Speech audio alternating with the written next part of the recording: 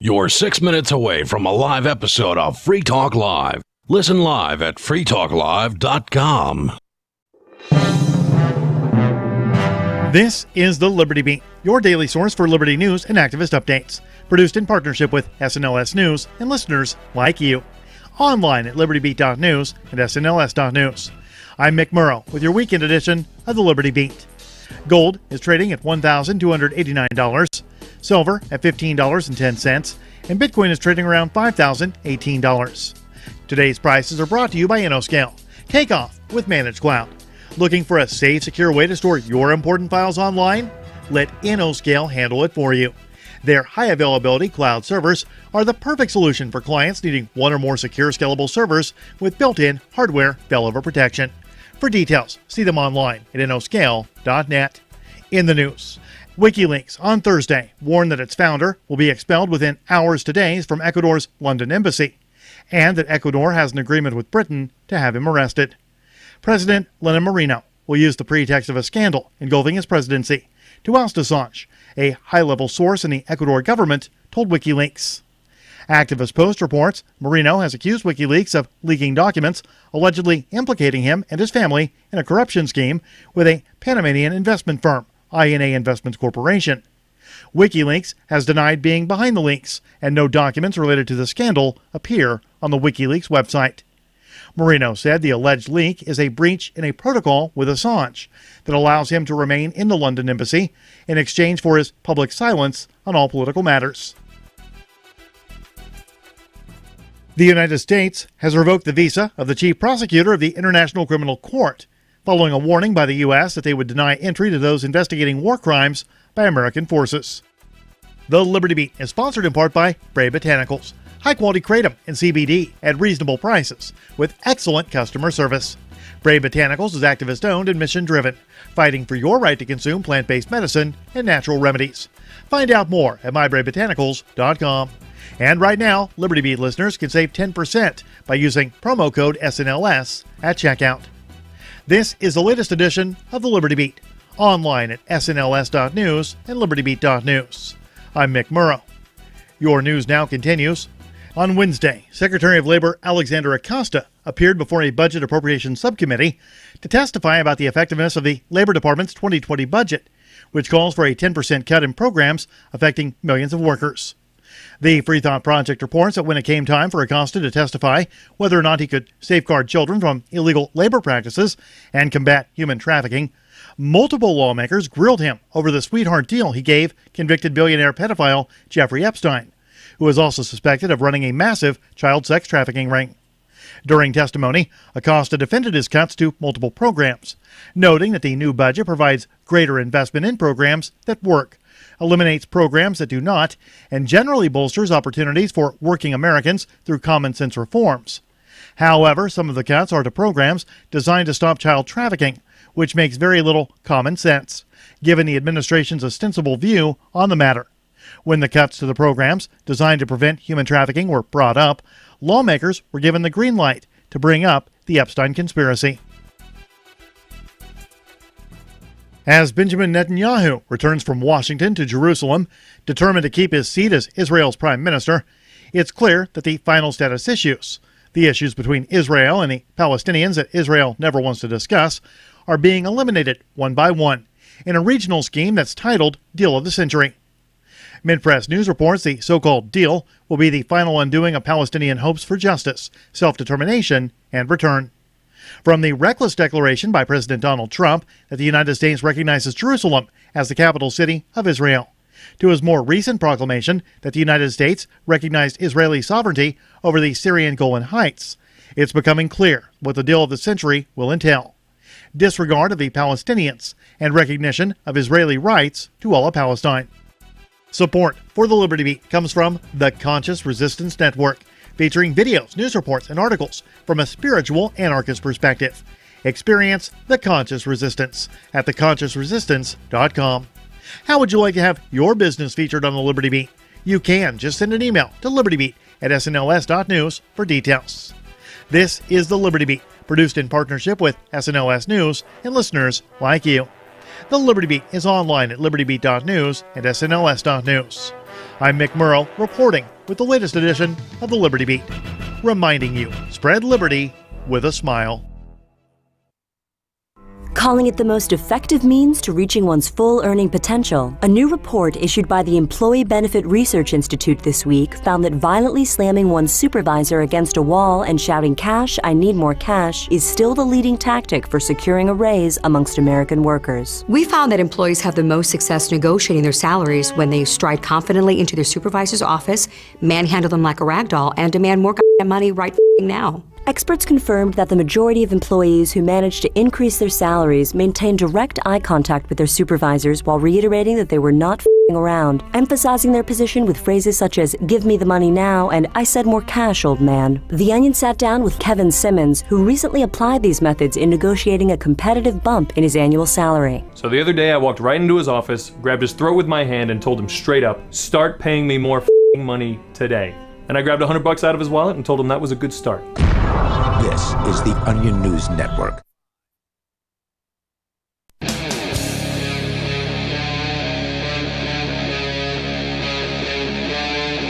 Free Talk Live.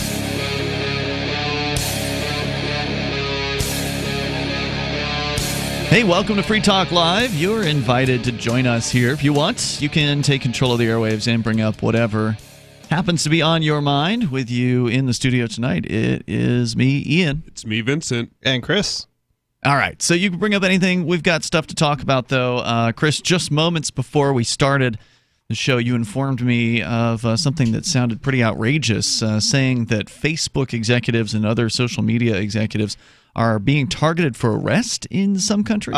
Yeah, Australia is literally talking about jailing them. I'm pretty sure it's Australia. Wow. And I mean, I don't like Facebook, but I don't think that they should be put in jail. No, it's I mean, they're gonna, if you post something mean on Facebook, they're gonna try and incarcerate Mark Zuckerberg, or whoever their Australian CEO is. But it's going beyond Australia. The UK has announced something similar, and I think there was even something I overheard about somebody in the US proposing something like this. So yeah, it's Australia passed it. This is what I have here is just a proposal for the UK thus far, but it looks.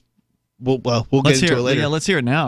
You want There's no reason to wait. All right. This is crazy. So the title is a little underwhelming compared to the Australian article that I read, but basically this is coming from, this is coming from The Guardian. Okay. So actually it's kind of surprising that it's underwhelming, but social media bosses could be liable for harmful content, leaked UK plan reveals.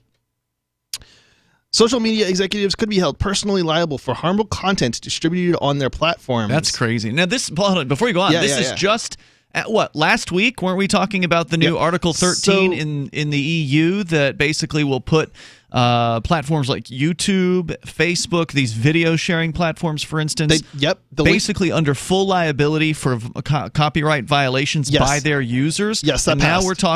Now they're talking about arresting executives at these companies and holding them liable somehow for the posts of their users, like the text posts or the images. Yep.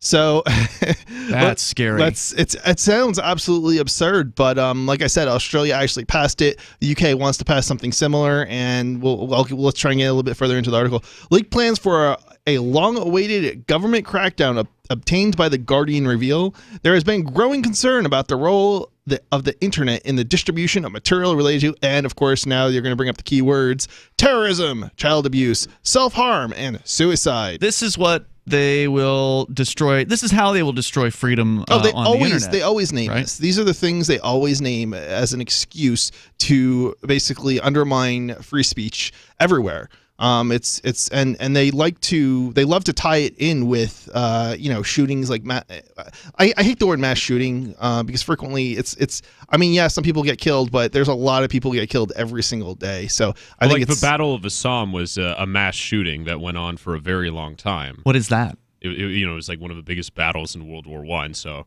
any battle is a mass shooting, right?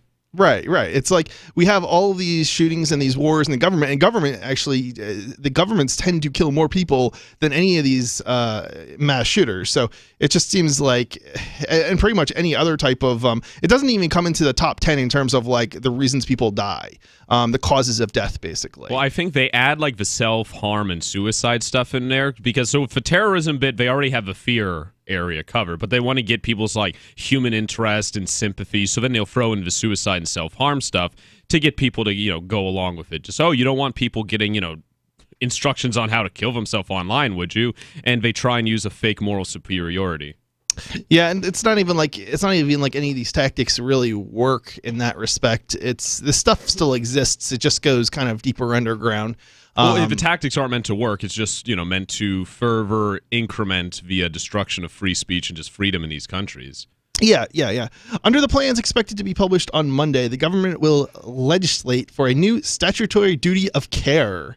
Yeah, statutory duty of care. They care. Isn't that nice? the terms you care they come because up with. we say you have to. Because that's true virtue, right? Where you only care because of criminal charges that could be... That's not real caring, just so you know. To be policed by an independent regulator and likely to be funded through a levy. Oh, get this. Of course, they have to have a tax on media companies. So they're basically going to tax you because there's mean people on the internet. Well, I'll say I don't mind them taxing these big social media companies like Facebook or Twitter, especially because, it's like... Well, wait a minute. Isn't this what Zuckerberg wants? Yeah, he wants a bunch of new rules for the internet. There was a post about this within the last week. Yeah, and he did. And you know why he did that is because he's afraid that he's going to be targeted explicitly as opposed to all social media companies. Mm-hmm. And so that's why he's in that position. It's not because he wants to. It's not because he wants this law. It's because he feels like his business is going to be put at a competitive disadvantage if other players don't also have to abide by the same rules. So it's kind of ingenious to say that he supports it. I mean, yes, he has come out in support of it, which is absolutely insane. But it's only because he's basically got a gun held to his head and said that by the government saying, "Oh, we're going to pass this law that targets you and nobody else, and if you don't join our cause." Well, I mean, it's not an uncommon sort of path for a company to grow to a certain point to where they're no longer ignored by the government, right? Because if you're small enough.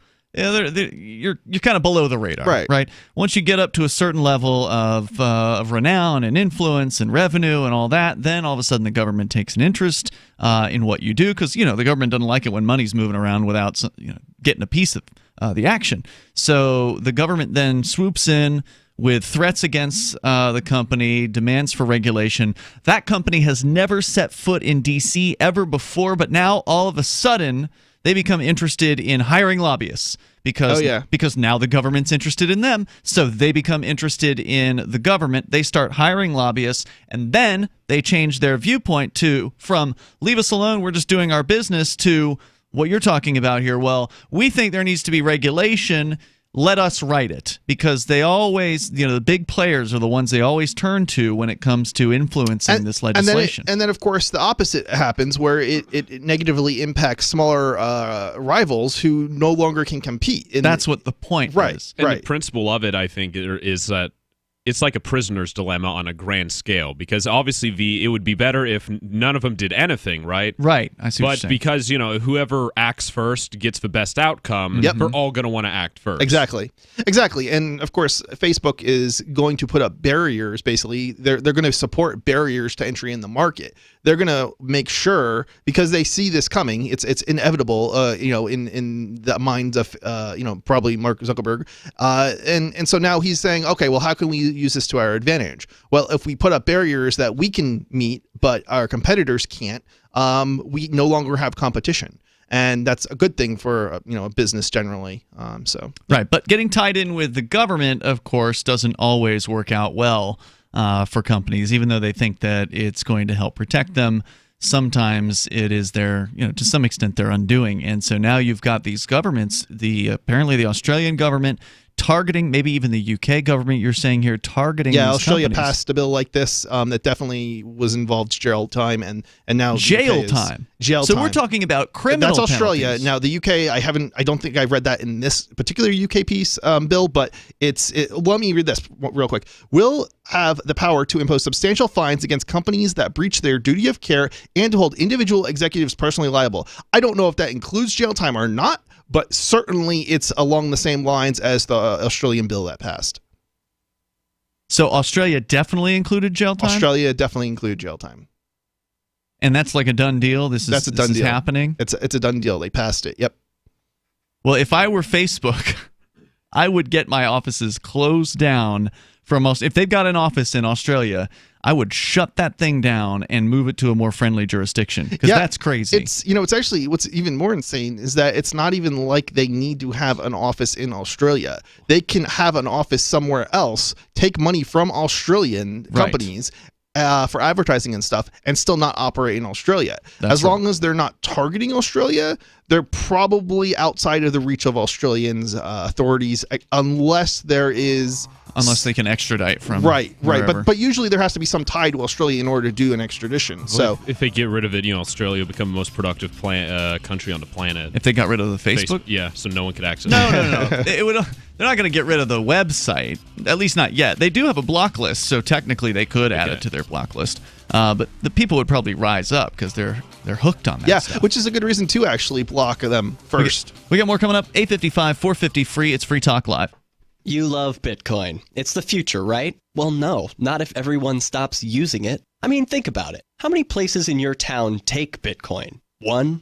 None? Let's be real. If this Bitcoin thing is ever going to happen, it's going to need your help. The good news is, the guys at AnyPay have your back. We built a website called helpmetakebitcoin.com, and it's a place you can send any business, and they'll be set up to take Bitcoin in 5 minutes. helpmetakebitcoin.com. Would you like to hang out with Penn Jillette? He's keynoting Freedom Fest this year. I, for one, am thrilled. Freedom Fest is the largest liberty-oriented gathering in the world. They take a Big Ten approach with libertarians, conservatives, liberals, anarchists, capitalists, and just open-minded people mingling together to hear real debates, share real solutions, and converse freely. This year's theme is the Wild West, a time of liberty and opportunity, or a time of anarchy and violence. Maybe both. Go to freedomfest.com/FTL and get your tickets now. freedomfest.com/FTL. Not convinced yet? Hey, I understand. It's a high-end event, even with coupon code FTLEB. Sure, you're likely to receive investment advice that'll make that sum seem paltry, but I have something special for you. Go to freedomfest.com/FTL and you'll get the 5 best speeches from last year for free. Call it a test drive. Do yourself a favor and go to freedomfest.com/FTL. freedomfest.com/FTL. Use coupon code FTLEB for a discount.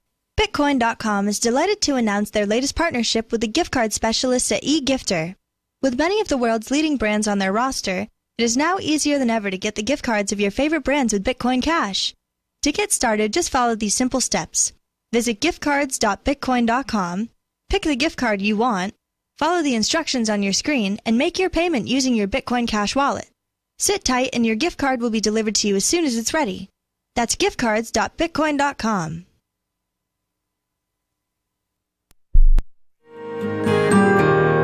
So the protection of life, liberty, and property is what the Free State Project is all about. But it's an effort to move 20,000 people who understand. It's about demonstrating to the entire country that, yeah, we can have a free market, a truly free market. Making it just a freer, great place to live.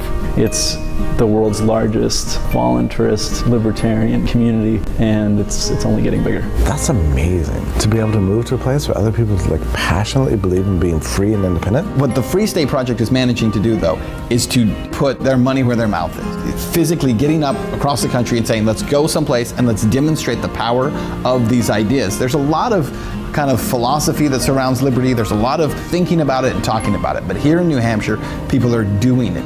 101 Reasons Liberty Lives in New Hampshire, a documentary by Free State Project Early Movers. Watch it free at 101reasonsfilm.com. 101reasonsfilm.com.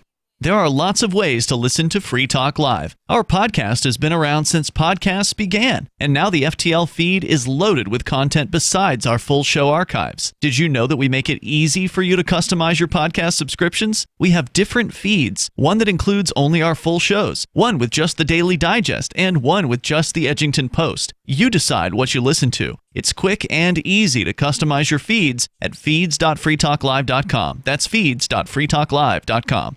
There are basically 2 types of advertising, direct response and branding. Radio is great for direct response with its low cost to listener ratio, but audio can't be beat for branding, which is a longer term endeavor. You want to be the first thing that someone thinks of when they think about your product or service. If you have a local business that you want kept top of mind in your community, call the station. If you need national reach, Free Talk Live's got around 200 radio stations, millions of monthly listening sessions, can suit all budgets, and if we don't think we're right for you, we'll tell you. Email me, mark@freetalklive.com. Do you love Twitter? Make sure you favorite the LRN.FM Twitter account so you can receive our tweets at twitter.lrn.fm. That's twitter.lrn.fm. It's Free Talk Live. Dial on in here and join us on the radio. Our toll-free number, 855-450-FREE like freedom. That's 855-450-3733. And coming up tonight, if you are watching us on Twitch, stay tuned. After Free Talk Live will come Freer Talk Live, which is our Twitch-only after show that we do once a week. We could do it more than once, but for right now, it's once a week. And people seem to enjoy that, so check that out tonight over at twitch.lrn.fm. And also, I want you to know about Bitcoin.com, your premier source for everything Bitcoin-related. They can help you choose a Bitcoin wallet, buy Bitcoin, and show you where you can spend your Bitcoin. You can also read the latest news or engage with the community on the Bitcoin forum. Head over to Bitcoin.com. That's Bitcoin.com. As we continue, we'll take your calls and thoughts. Back to your story here in a moment, Chris, about the Australian government apparently making it illegal for executives of companies like Facebook to allow people to post threatening things or terroristic things or like sexually questionable things. There's like a laundry list of stuff. It sounded like from what you read, anything that's illegal to do. Anything illegal to do online, according to laws of the country, they'll be held liable for. Yeah, this is insane. But just to illustrate the audience, all the stuff that you listed, right, were stuff that's illegal for the U.S. web. It's probably illegal in Australia as well. Oh, no, I know, but I'm saying there and in Europe, they have even more things, right, where people's opinions are illegal. Correct. So we're going to get back into that because there's more to the story, but let's go first to the phones. And Tom in New Hampshire, listening online. Go ahead, Tom. With global warming, the real problem isn't that the temperature might go up a Kelvin or so. The real problem, for those who don't know it, is that the ice caps will start melting, and they can keep melting and cause the ocean levels to rise and cause coastal flooding. And coastal cities, if the ice caps we'll put Florida back underwater again. That might be a good thing. Yep. I might support this whole flooding thing. Same with New York, too. That'd be pretty good. Really? New York City would take it, right? Well, yeah, the city has to constantly pump out water. Do and they? Stuff. Yeah, so we'd take out the trash. So they're basically like New Orleans, where they're below sea level? Or Amsterdam, too. Yeah, all these big coastal cities. So, yeah, it'll be taking out the trash there. Mother Nature, God's It is actually some of the worst places to live are actually going to be taken out by hopefully San Francisco gets taken out too, especially that. I don't know about probably with fire. Consider that if the ice caps melt and the ocean levels rise, that's a big transfer in mass, and the Earth has to be balanced along its axis. So if you get all this water going over to the Pacific, a lot more than the Atlantic, obviously, because there's more surface area, then there'll be a new axis, and the Earth has to bulge at its equator. That's why the Earth bulges at its equator from centrifugal where are you getting this from? I've never heard this. Interesting before. Theory. But if the Earth all that mass shifts and the Earth gets a new axis and a new equator, it's going to bulge at a new equator, and there's going to be humongous earthquakes when that happens. Now, one of the problems with stopping global warming is when you have all these zoning restrictions saying, no, you can't live closer to work because then you do without a car. We won't let you build apartment houses where only one side of the building faces the cold. You have to build single-family homes so that there's more carbon footprint. And if you ignore those laws, the cops come. So when the earthquake happens and you're trapped in the rubble and then the tsunami comes and you're submerged and you're drowning, always remember, it's totally the fault of cops. Thanks for the call. Appreciate it. Oh, that was good. Well, I definitely support him against when it comes to getting rid of the regulations, especially the really dumb ones, right, like zoning and stuff like that. Yeah, zoning needs to go. You can actually. I'm not sure about the rest of what he said. Yeah, well, as far as scientifically, yeah. Me neither. Well, I mean, the key point of the matter, the key fact of the matter is it is the cops' fault.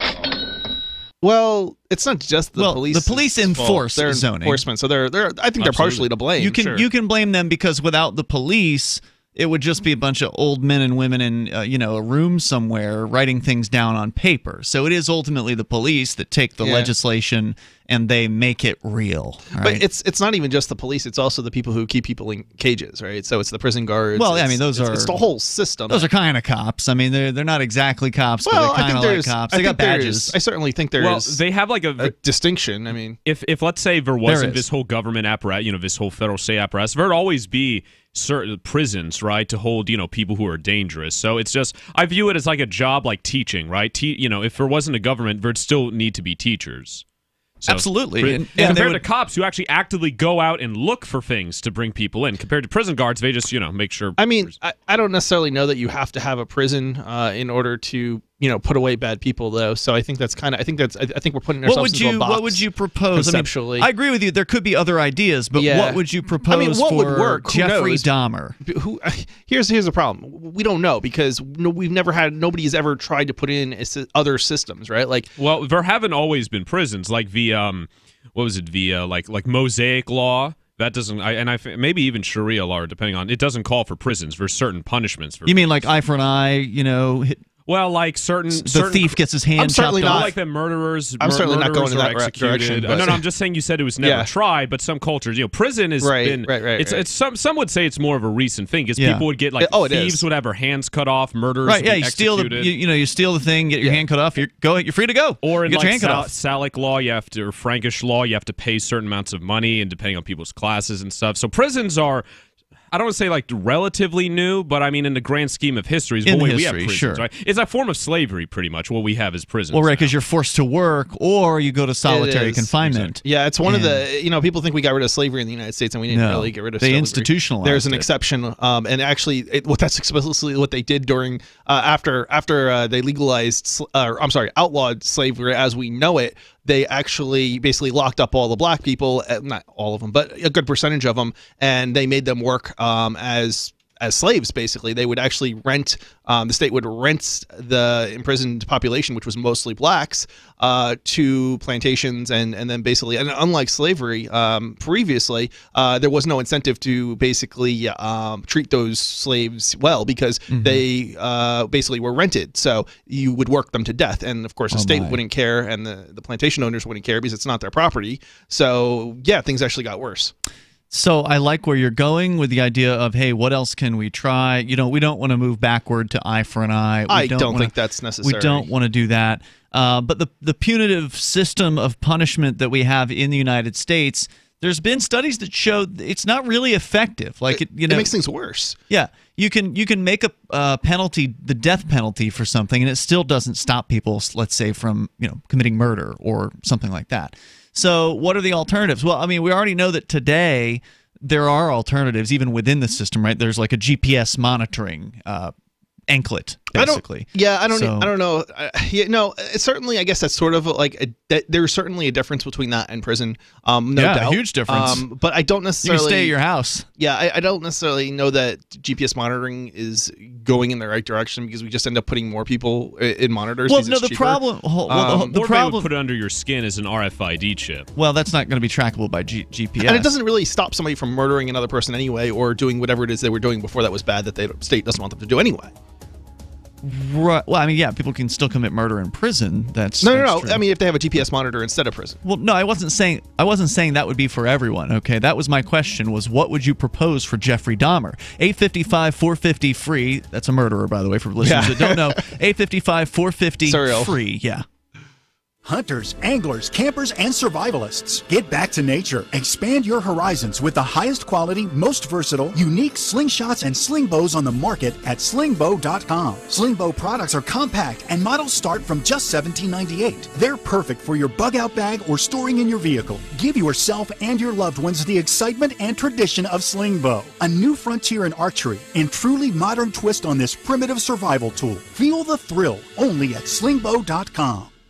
Most of you know that heart disease is the #1 silent killer in the U.S. What if I told you for just $54.95 a month you could fight against heart disease naturally? At Heart and Body Extract, we've been helping thousands of people get back to a healthier heart. Don't just take my word for it. Check out all of the success stories at hbextract.com, or to order, call 866-295-5305. That's 866-295-5305. hbextract.com. Don't risk it when you can take charge of it.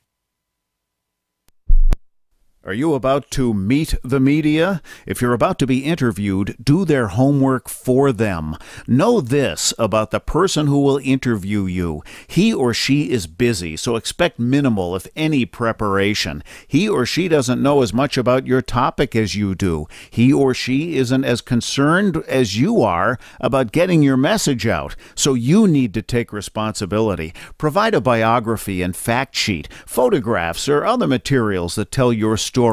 Reporters won't be put off if you supply frequently asked questions. Remember, Public Speaking 101, at the end of the speech, what's the one thing you want them to remember? You can download the document I supply to reporters who interview me and squirm through a video that demonstrates how not to conduct your media interview at www.survivalspeech.com. I'm Holland Cook. What do you shop for that you could otherwise buy at Amazon? Pretty much everything, right? Amazon has competitive pricing and they deliver, and that's a big plus. If you could plan ahead in your shopping, would you be interested in saving up to 33%? There's a catch. You have to do your shopping in Bitcoin. But imagine those savings. It's like a huge raise. All you have to do is go to saveatpurse.com. We've saved thousands, and you can too. Plan ahead and save. Saveatpurse.com. LRN.FM now has a Discord. Discord is a free text and voice chat platform, and we now have our own server with a bunch of channels at discord.lrn.fm. You can join other listeners as they chat about various things during our live shows, or anytime, day or night. Discord software is available cross-platform, so you can have it on whatever device you want and take your chats anywhere. Join our Discord at discord.lrn.fm. That's discord.lrn.fm. Free Talk Live. Now, in the light, there was a being. He started to moonwalk. Are you saying Michael Jackson has come back from the alien spaceships? And he said, I am Michael Jackson. See, I called it. There we go. You talk with God throughout your life. You heard this voice that you recognized as God telling you, do you believe in magic, inviting you to look out the window, where you then saw Michael Jackson coming down from a rainbow ray of light coming from the sky. So what happened then? Did he, invite you to his playland or whatever it is he has? 9 months later, the virgin birth happened again. Wouldn't that be ironic? A lot of things happened that night. He asked if he could resurrect himself inside of me. I'm like, yeah. Called it. Did you have Michael Jackson's baby? I had Michael Jackson. Free Talk Live, 7 nights a week from 7 to 10 Eastern, live on the Liberty Radio Network at LRN.FM. You can put the Liberty Radio Network on the air in your area. Visit broadcast.lrn.fm to learn how. Broadcast.lrn.fm.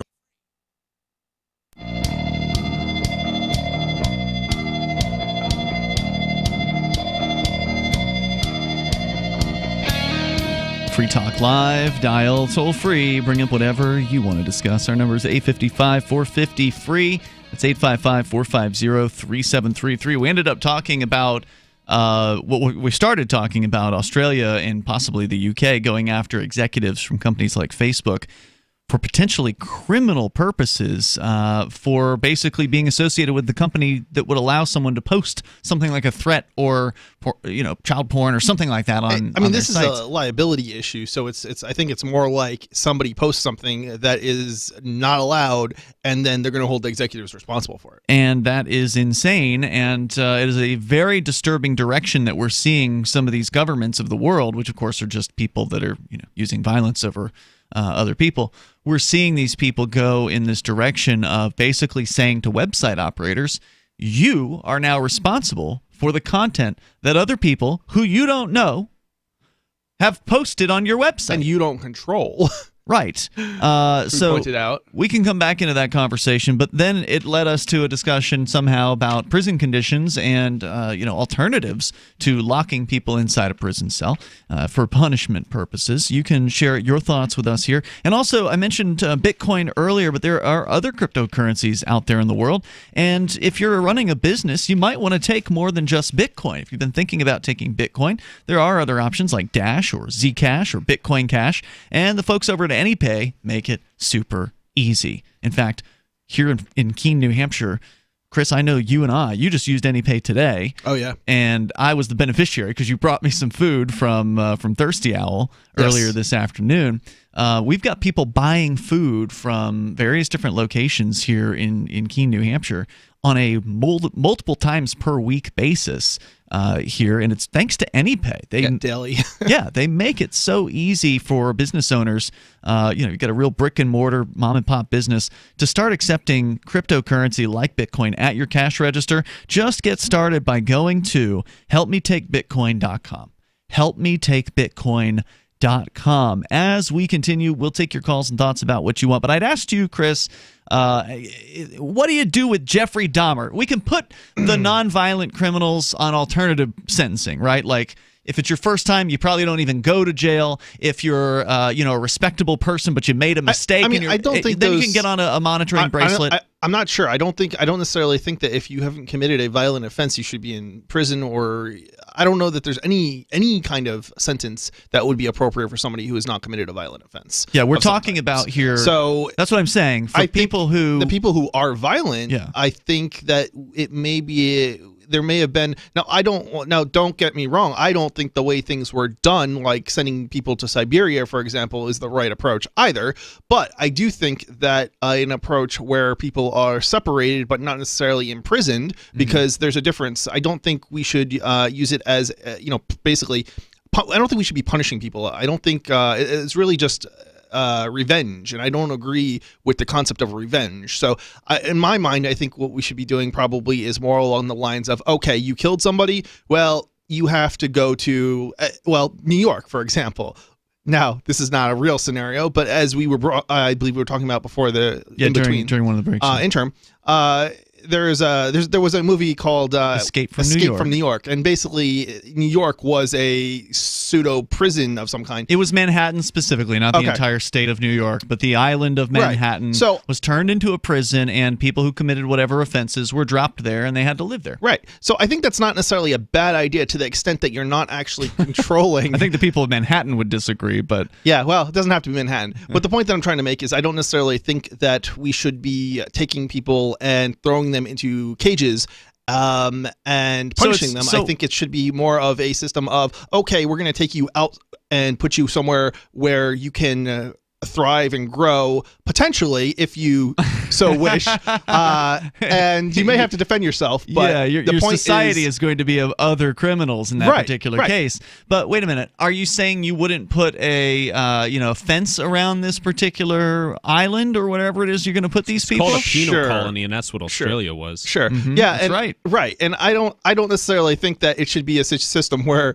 if somebody has a kid, that the kid shouldn't be able to leave, right? Like, I mean, that's messed up. But if they're in there, yeah, I know it sounds absolutely insane. See, now it's getting complicated, right? So if somebody gets pregnant on this prison island, then what do? Do they go to the administrators and say, "Hey, can I have my baby off the island?" So the criminal gangs that run the place don't like abduct the child and put it into slavery or whatever it is criminal gangs might do.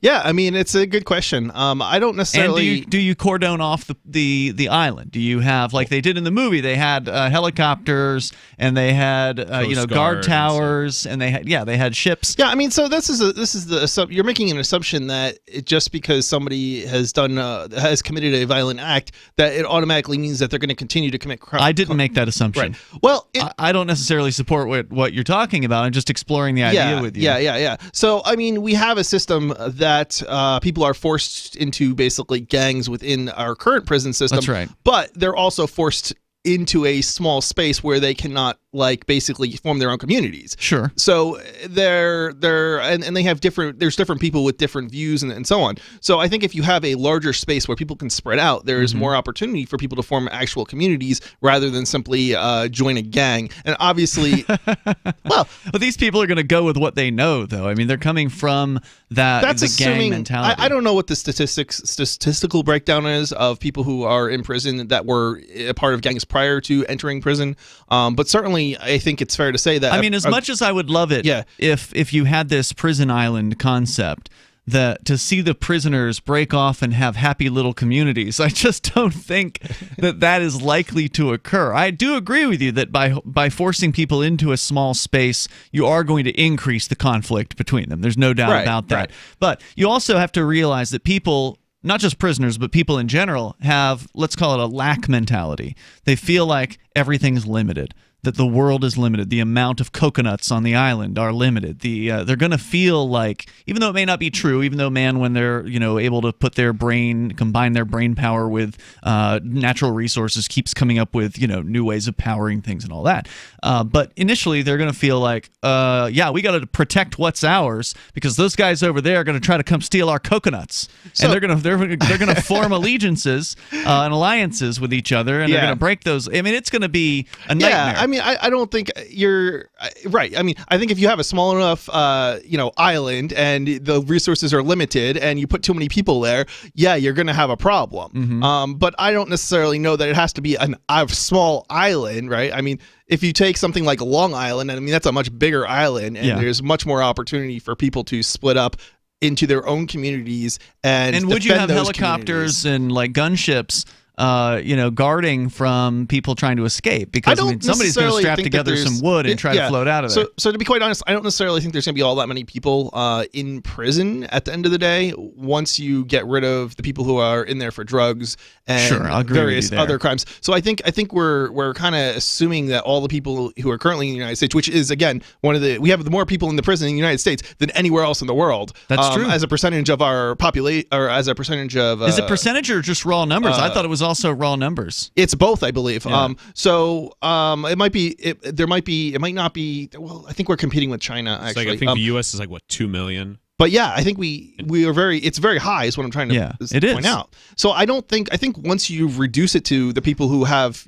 committed murder or some other very, very violent crime, I think the numbers are going to shrink. I agree with you there. If you end the war on drugs and you end all nonviolent, so-called victimless crimes, you get rid of those prosecutions, and you release the ones that are in prison, pardon them and say, we're sorry, here you go, you can be free for the rest of your life, then you're going to significantly reduce the number of people inside these facilities, in which case, why not just continue with the prison model rather than create some new prison island that's going to have administrative costs involved with it? I have from a principles perspective, I don't believe in revenge, the concept of revenge, and I believe that's what punishment is. So I'll ask you again, what do you do with Jeffrey Dahmer? I don't necessarily think that putting somebody in with other people who are also murderers like Jeffrey Dahmer is going to result in, there may be murder, but I don't necessarily know that it's not going to be a better outcome for everybody. I'm not sure I understood the answer to to my question, but we'll come back to it here in moments. 855-450-FREE, 855-450-3733, Free Talk Live. Did you know you can legally exit the U.S. federal income tax system? Well, it's true, and thousands of American nationals are doing it. The 16th Amendment and the Internal Revenue Code are legal, but only in a limited jurisdiction. This is the basis behind the voluntary nature of the income tax. Learn the exit strategy provided by Congress. Find out more by visiting weissparis.com and watch our numerous videos. That's WEISS Paris.com. Bitcoin.com is delighted to announce their latest partnership with the gift card specialists at eGifter. With many of the world's leading brands on their roster, it is now easier than ever to get the gift cards of your favorite brands with Bitcoin Cash.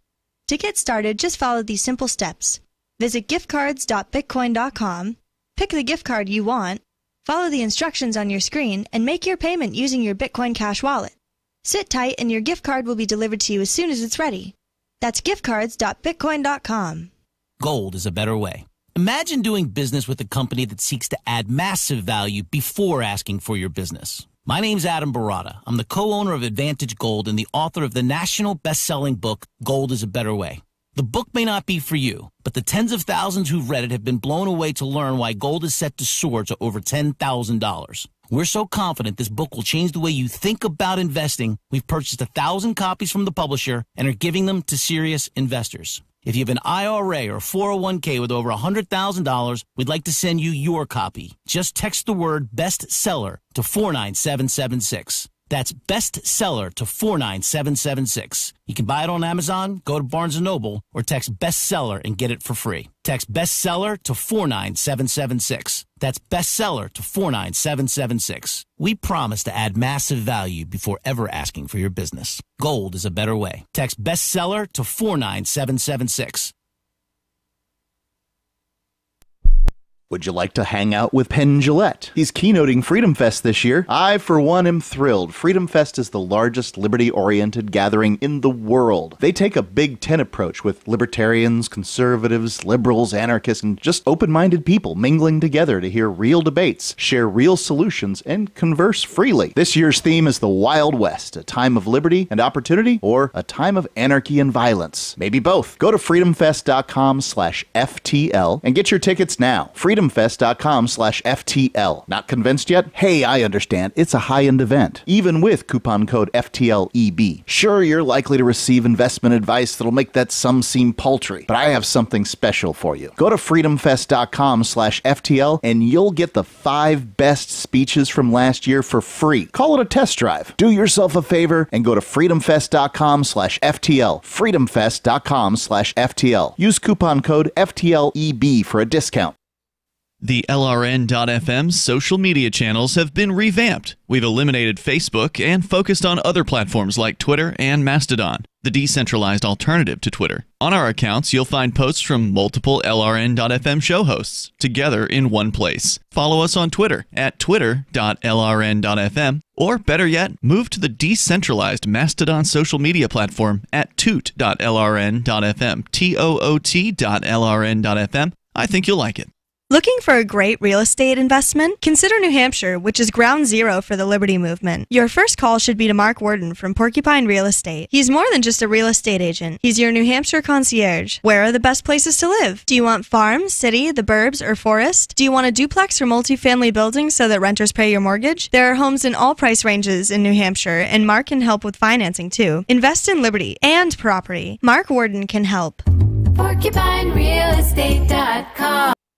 Help get LRN.FM into more ears. Visit promote.lrn.fm for a free bumper sticker, flyers, banners, graphics, and more. Promote.lrn.fm.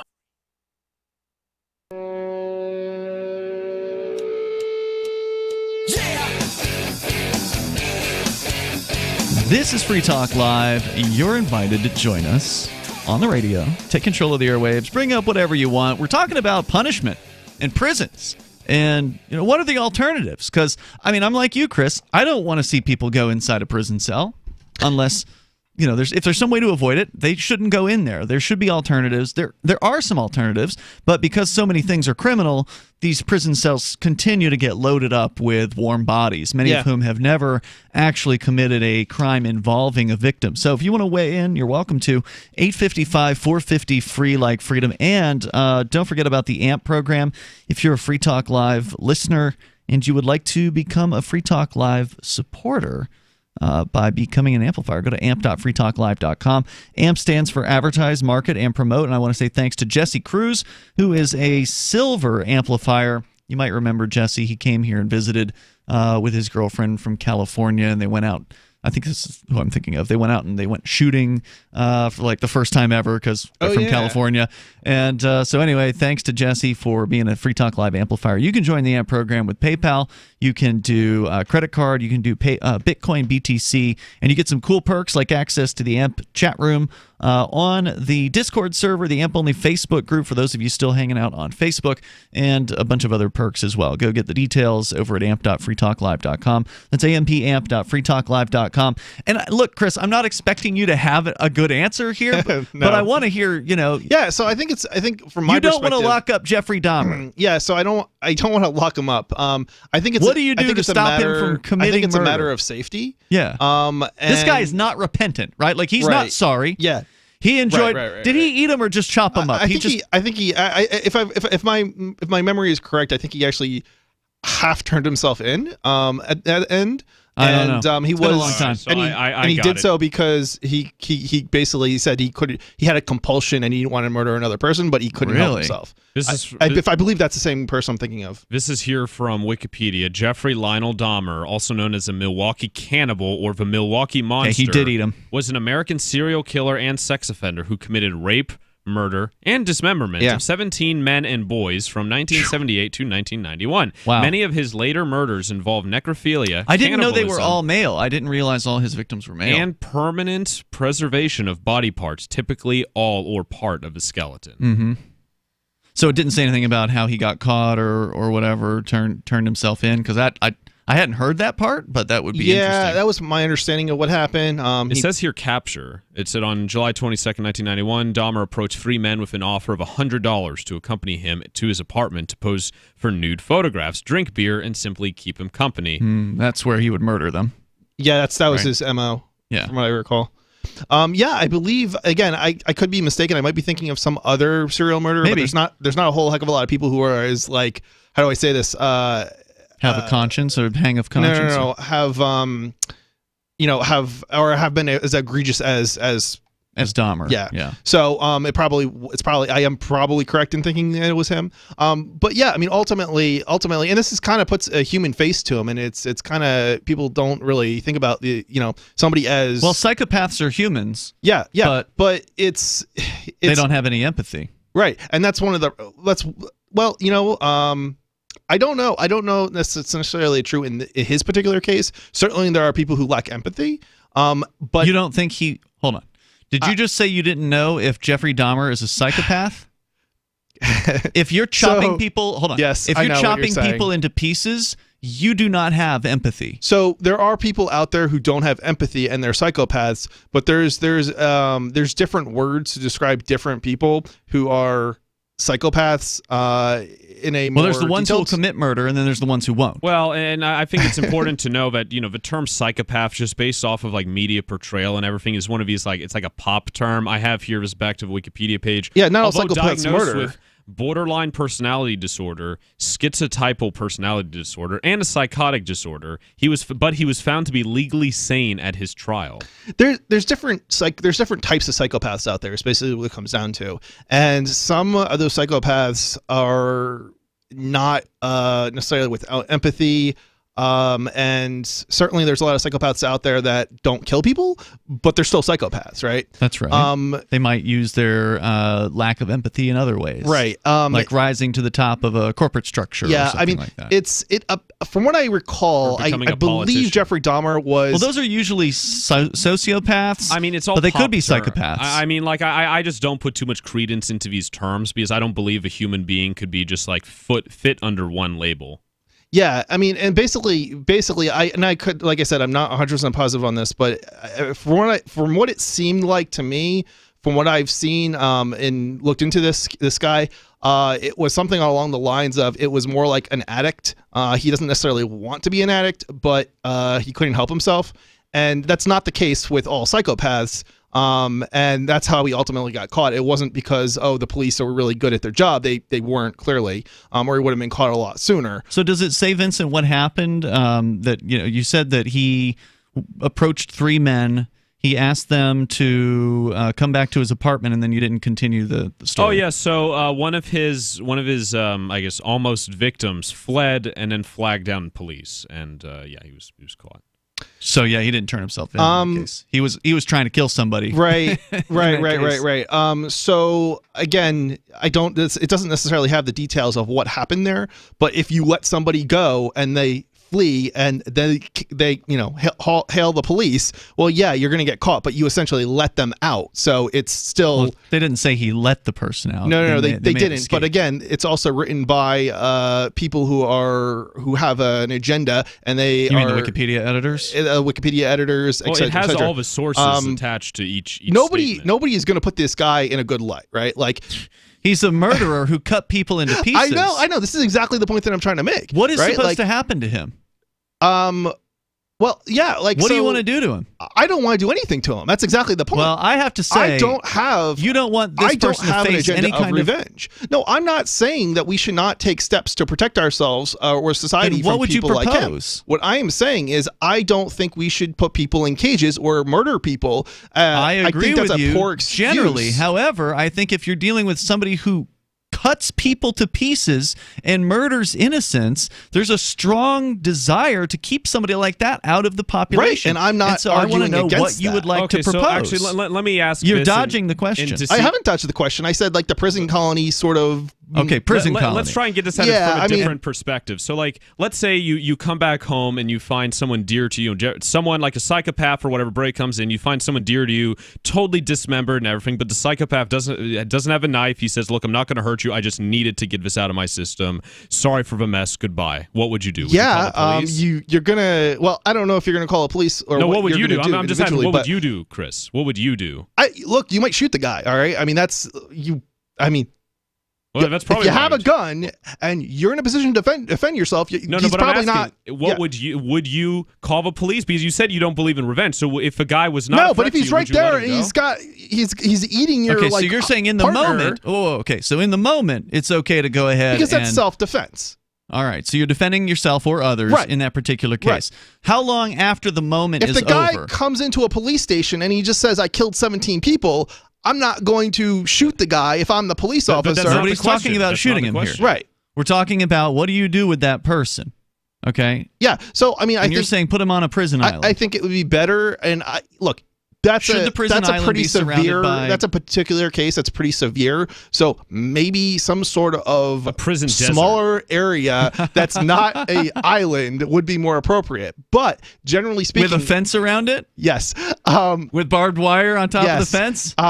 Do we call it a prison? Yes. Well, or change the name of that? But I think there's a difference between putting people in cages. Okay, a re-education. But the reason why you put these people in cages in many cases is to protect the other prisoners.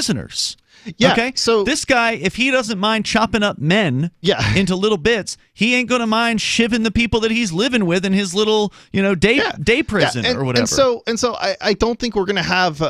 There's very, very few serial killers in practice. So I don't think this is gonna be an issue to contain the small number of serial killers that we actually have in the world, okay, to actually contain them, okay, without putting them into small cages, okay? In the movie Halloween that Vincent and you were there too. Remember the movie Halloween where in the beginning Michael Myers is like chained in a big yard? He's got a lot of space there. Is that an idea? Like, give him some more space. I don't necessarily know that you need to chain the serial killer. Do you want him to be able to go and jump on the other prisoners then? No, I don't necessarily know that's... when you have somebody who's an actual serial killer and they've killed, and it's not like a situation where they've killed their family, okay, and it's like they're killing random people because they enjoy killing, that it's appropriate to put them with other murderers, because most murderers they're not going to go out and murder other people. Right. A murder generally is a crime of passion. They're a crime of passion or something of that nature. So they're not going to be continued. They're not going to continue to murder other. So you do agree then that Dahmer should go to prison, basically. I've whittled you down to this at this point. I would not want to put him in a cage, even though I would say. But you don't know what it would look like otherwise. There's going to be a fence, though. You said that. Oh, yeah. With barbed wire. Yeah. More coming up. Free Talk Live. Are you a stock or options trader looking for real trading strategies that you can use immediately? Hi, my name is Scott Bauer, CEO of Prosper Trading Academy, and I'm on a mission to become the #1 options coach in America. I'm a former vice president at Goldman Sachs. I have over 25 years of options trading experience, and right now I'm giving away my most famous options guide with over 20 unique options strategies that I use every day for free. You can't buy this guide anywhere. To claim your free options trading guide, simply call 855-844-9702 now and mention my name, Scott Bauer, and we will rush you the guide. Call 855-844-9702 and someone from my options team will help you get this guide in your inbox as quickly as possible. Call 855-844-9702 now and start learning to trade the right way. Simply call 855-844-9702. Prosper with options. Stocks and options trading involves financial risk and is not suitable for all investors. Are you tired of governments around the world killing innocent people? Stop using their money. There is an alternative. Bitcoin is a stateless, free market, non-political currency. Bitcoin is money that cannot be inflated or controlled by any state. By continuing to use their money, you're perpetuating the killing. Stop doing it. You have an incredible alternative available to you now. Learn it, use it, spread it. Get started with Bitcoin at Bitcoin.com. It's Bitcoin.com. Did you know we've taken our LRN.FM telephone listen line to a new level with the LRN.FM audio on demand line? Now you can call 712-770-8447 anytime and listen to LRN.FM's live feed. And you can listen to a bunch of our original shows on demand. Long distance fees may apply. Just dial 712-770-8447 and choose from the menu. 712-770-8447. You're listening to the live edition of Free Talk Live. Hour number 2 is next after the news here on the Liberty Radio Network at LRN.FM. This is the Liberty Beat, your daily source for Liberty news and activist updates. Produced in partnership with SNLS News and listeners like you. Online at libertybeat.news and snls.news. I'm Mick Murrow with your weekend edition of the Liberty Beat. Gold is trading at $1,289, silver at $15.10, and Bitcoin is trading around $5,018. Today's prices are brought to you by InnoScale. Take off with Managed Cloud. Looking for a safe, secure way to store your important files online? Let InnoScale handle it for you. Their high-availability cloud servers are the perfect solution for clients needing one or more secure, scalable servers with built-in hardware failover protection. For details, see them online at innoscale.net. In the news, WikiLeaks on Thursday warned that its founder will be expelled within hours to days from Ecuador's London embassy, and that Ecuador has an agreement with Britain to have him arrested. President Lenin Moreno will use the pretext of a scandal engulfing his presidency to oust Assange, a high-level source in the Ecuador government told WikiLeaks. Activist Post reports Moreno has accused WikiLeaks of leaking documents allegedly implicating him and his family in a corruption scheme with a Panamanian investment firm, INA Investments Corporation. WikiLeaks has denied being behind the leaks, and no documents related to the scandal appear on the WikiLeaks website. Moreno said the alleged leak is a breach in a protocol with Assange that allows him to remain in the London embassy in exchange for his public silence on all political matters. The United States has revoked the visa of the chief prosecutor of the International Criminal Court, following a warning by the U.S. that they would deny entry to those investigating war crimes by American forces. The Liberty Beat is sponsored in part by Bray Botanicals, high-quality kratom and CBD at reasonable prices with excellent customer service. Bray Botanicals is activist-owned and mission-driven, fighting for your right to consume plant-based medicine and natural remedies. Find out more at mybraybotanicals.com. And right now, Liberty Beat listeners can save 10% by using promo code SNLS at checkout. This is the latest edition of the Liberty Beat, online at snls.news and libertybeat.news. I'm Mick Murrow. Your news now continues. On Wednesday, Secretary of Labor Alexander Acosta appeared before a Budget Appropriations Subcommittee to testify about the effectiveness of the Labor Department's 2020 budget, which calls for a 10% cut in programs affecting millions of workers. The Free Thought Project reports that when it came time for Acosta to testify whether or not he could safeguard children from illegal labor practices and combat human trafficking, multiple lawmakers grilled him over the sweetheart deal he gave convicted billionaire pedophile Jeffrey Epstein, who is also suspected of running a massive child sex trafficking ring. During testimony, Acosta defended his cuts to multiple programs, noting that the new budget provides greater investment in programs that work, eliminates programs that do not, and generally bolsters opportunities for working Americans through common sense reforms. However, some of the cuts are to programs designed to stop child trafficking, which makes very little common sense, given the administration's ostensible view on the matter. When the cuts to the programs designed to prevent human trafficking were brought up, lawmakers were given the green light to bring up the Epstein conspiracy. As Benjamin Netanyahu returns from Washington to Jerusalem, determined to keep his seat as Israel's prime minister, it's clear that the final status issues, the issues between Israel and the Palestinians that Israel never wants to discuss, are being eliminated one by one in a regional scheme that's titled Deal of the Century. Midpress News reports the so-called deal will be the final undoing of Palestinian hopes for justice, self-determination, and return. From the reckless declaration by President Donald Trump that the United States recognizes Jerusalem as the capital city of Israel, to his more recent proclamation that the United States recognized Israeli sovereignty over the Syrian Golan Heights, it's becoming clear what the deal of the century will entail: disregard of the Palestinians and recognition of Israeli rights to all of Palestine. Support for the Liberty Beat comes from the Conscious Resistance Network, featuring videos, news reports, and articles from a spiritual anarchist perspective. Experience the Conscious Resistance at theconsciousresistance.com. How would you like to have your business featured on the Liberty Beat? You can just send an email to libertybeat@snls.news for details. This is the Liberty Beat, produced in partnership with SNLS News and listeners like you. The Liberty Beat is online at libertybeat.news and snls.news. I'm Mick Murrow, reporting with the latest edition of the Liberty Beat, reminding you, spread liberty with a smile.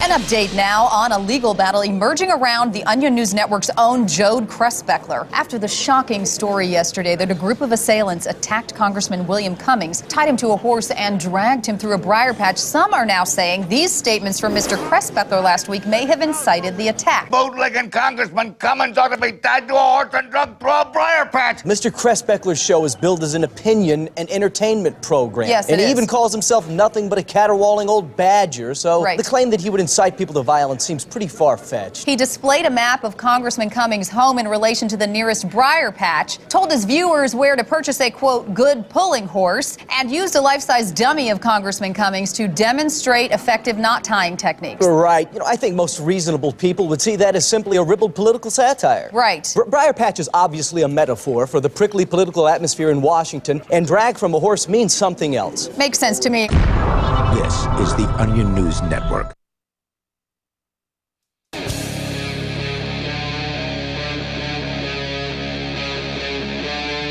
Free Talk Live.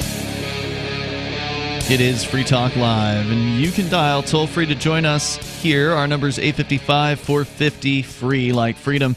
That's 855-450-3733. We do have the Discord on-air call-in line rooms over at discord.lrn.fm. So head over there, and you can join those rooms, and we will join you there, and you'll sound almost like you're sitting here in the studio with us. By the way, my name's Ian. Vincent. And Chris. We are going back to your calls and thoughts, and then we can come back around to the discussion we started the show with, which, Chris, was a disturbing story from The Guardian involving executives from Facebook and other social medias possibly being held maybe criminally liable for the actions of their users. What it sounds like. In Australia and maybe in some other countries as well. Let's go first, though, to New Orleans, where Vernon is on the line to start things out here in our second hour. Go ahead, Vernon. So in the last hour, you were talking about the perfect prison and if prisoners should be in prison or not and how that should work. And so well, I think generally, just to clarify, I think generally in the studio we agreed that the prisons are way loaded up with way too many nonviolent, peaceful people who've never actually harmed another human. So the question was, well, if we turn all those people loose, obviously we don't need nearly as many prisons as currently exist. But are prisons, the best that we can do? There's got to be something that's better, and that was kind of the thrust of the there's a more humane solution out there that's just waiting to be, tried. But to me, the most humane solution is to get the nonviolent people out of the existing facilities. But anyway, go ahead, Vernon. So a few years ago, National Geographic had a series on the world's toughest prisons, and they featured Honduras in one of them. And in that prison, they basically have so few guards because they can't afford it. So basically the guards man the front gate, and the rest of the prisoners are put into different pods, I guess, or whatever you want to call it, and the prisoners actually run things. They have a prison council, and you have the elders, and Wow. those that misbehave are actually sent out into the edges of the prison, where you usually have the barbed wire, and they're kind of cast out of the community. And they have different people guarding each of the different pods, like on the roofs. It's very interesting. I think the entire documentary is on YouTube, but it's very interesting, and I think it really aligns with how you all might perceive a prison to be, to where and they even have a really difficult time getting food. If you're cast out of the community, you don't get any food. You're basically given scraps that, if there are any, after the community has had an opportunity to eat. And so you either fit in and you behave and you protect your community, or you're out. And I thought that was very interesting. That is interesting. There's definitely certainly this is kind of what I was talking about. Now, I don't think it was Honduras, but there's a lot of countries that don't have great prison systems, I don't think any of them are great. But the point that I'm trying to make is that they don't have the funding, and so the prisoners run the prison. Basically, they're just the guards make sure they stay in the prison, but other than that, it's up to the prisoners. And it's interesting. And when people have gone from one of these prisons to a more modern prison, they actually prefer. They like the other one. They prefer the other one. Yeah, just because it's even though there may be more of a danger to their life. I guess there's more control over their life, and something to that effect. And I think if we're talking about having a saner system, it should be more about protecting the people on the outside, not punishing the people on the inside. The other side of that, though, is are these prisoners being treated humanely, especially those that are cast out of the community, and like maybe they didn't really do anything wrong, they just weren't liked, and so they're just scrounging around in the trash trying to scrap together something to eat, and even water is more of a scarcity, it seems like. And so I don't know, like, how do you balance the need for human needs versus having a libertarian kind of prison? I don't know. I think you bring up a good point. And what is there? I don't necessarily think that system is necessarily. It sounds like a fairly sort of, in a weird way, a decent solution, just not implemented as well as it could have been. It was implemented through necessity rather than any kind of real thoughtfulness. And I don't know how it works in practice, right? But certainly, I think that you don't necessarily have to, you're the outcast, so to speak, you don't necessarily have to starve them, right? In a system that is more humane, I think you would find that they would not starve. So, this one of the libertarians out there who has written on this subject is Dr. Mary Ruwart. She's the author of Healing Our World, and she had some interesting ideas in her book, if I recall correctly. The idea essentially being that... was it her book? Well, anyway, the idea is that if we actually had competing institutions like this, rather than a one-size-fits-all government, this is what it is, everybody has to go here to this one place, the idea would be that, and how this would all play out, I don't know. This is just one idea, right? Yeah. Like, it may not actually end up going like this in the absence of a coercive state. But in the absence of a coercive state, if you actually have somebody that's so dangerous that they need to be separated from society, then what if they could pick their prison? Like, what if different prisons wanted that prisoner and offered different things to that prisoner, a different kind of rehabilitative experience, a different kind of living environment, trying different things in the marketplace. Put the prisoner in control, right? You can make it like a zoo, right? Prisons could bid on, on like the more notorious criminal, prisons could bid on it. That's how they get money, right? And that's how it would. I thought you meant like a zoo where kids could come and throw peanuts. Well, no, but they would bid on prisoners to have exhibits, right? And so then you'd have like the Jeffrey Dahmer exhibit, where they live in a place where it can't hurt anyone. It's like there's like a Twilight Zone episode on it. It's like a human zoo, and people could look at them and watch them. I think that sounds a lot more. It's like a house, right? It's pretty much like what do they call it? White collar prisons. It's like you have a bed and everything. So yeah, it's like a white collar prison. Obviously, they can't leave whenever they want. But yeah, people look at them instead of them being slaves. You just have like an exhibit. Well, that could be an idea, right? And like because you're on exhibit, maybe you'd get out sooner or something. That just seems absolutely insane to me. Compared to putting people on an island and having like helicopters and stuff patrolling it versus like just making more white collar prisons and putting problem is that there's a difference between somebody who has murdered somebody or murdered his family or something in like an extreme circumstance, who's not likely to be a danger to other people, even though they've committed a horrible atrocity, and somebody who's like Jeffrey Dahmer, who's actually that's the difference between susceptible to murdering more people. Right. That's the difference between a repentant criminal, somebody who is sorry for what they did. Maybe they killed somebody in the heat of passion or something. I think that's kind of misleading because I think you're confusing somebody who may not like what they've done, but they're going to do it again, and somebody who is, because there's different people coming at murder from different situations, and it's kind of ignoring the situation and why they're murdering. Like, they might enjoy murdering people, but they don't want to keep murdering people.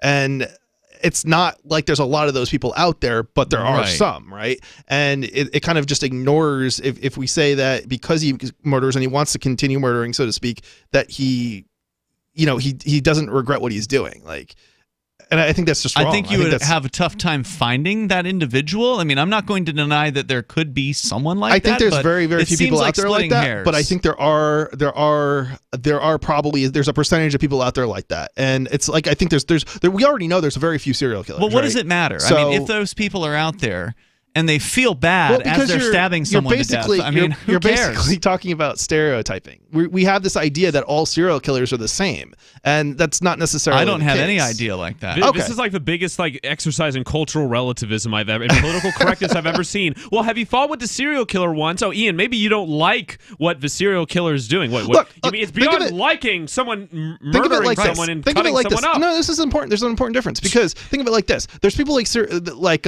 Dahmer, but there's also people like Hitler, right? One person did it because he was going to gain more power. The other did it because of some sort of sexual Hitler had people desire, kill people for him. Okay, all right. Well, he actually did kill people. He was a soldier. Well, he was a soldier, so we assume he killed. He served I might be mistaken about that. I'm thinking. It's not murder when soldiers do it. Remember? Exactly. I'm not sure it makes a difference, to be honest, but nonetheless. Okay. It's taking a life. I mean, right.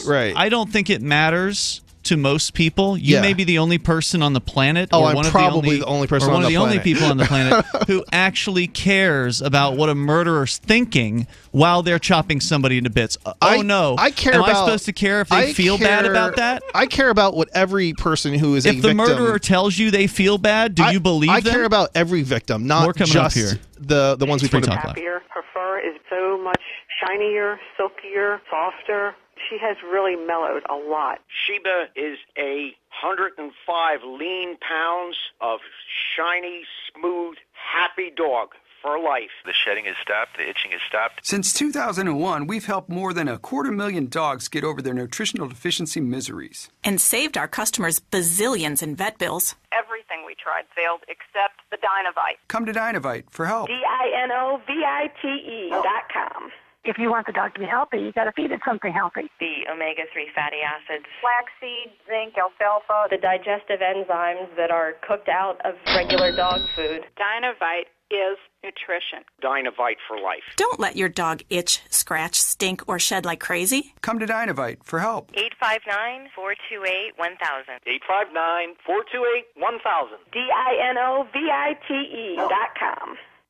I want to tell you about my favorite cryptocurrency wallet, Edge Wallet, at edge.app. Edge is the wallet I use more than any other, and that was true long before Edge Wallet became a sponsor of Free Talk Live. Edge Wallet allows you to buy, sell, trade, and securely hold your cryptocurrencies, including Bitcoin, Ethereum, tokens, Monero, Ripple, Dash, Bitcoin Cash, and more. It's available for both Android and iOS, and you can download it via the Play or App Store or via Edge Wallet's website, edge.app. Secure your freedom with Edge Wallet. Go to themorganreport.com and receive updates and insights you will not find anywhere else on the web. You will discover how to grow and protect your wealth under all market conditions. The free Morgan Report provides interviews, webinars, question and answer sessions, plus mind-blowing videos. As David Morgan says, let my passion create your wealth. Themorganreport.com. Themorganreport.com.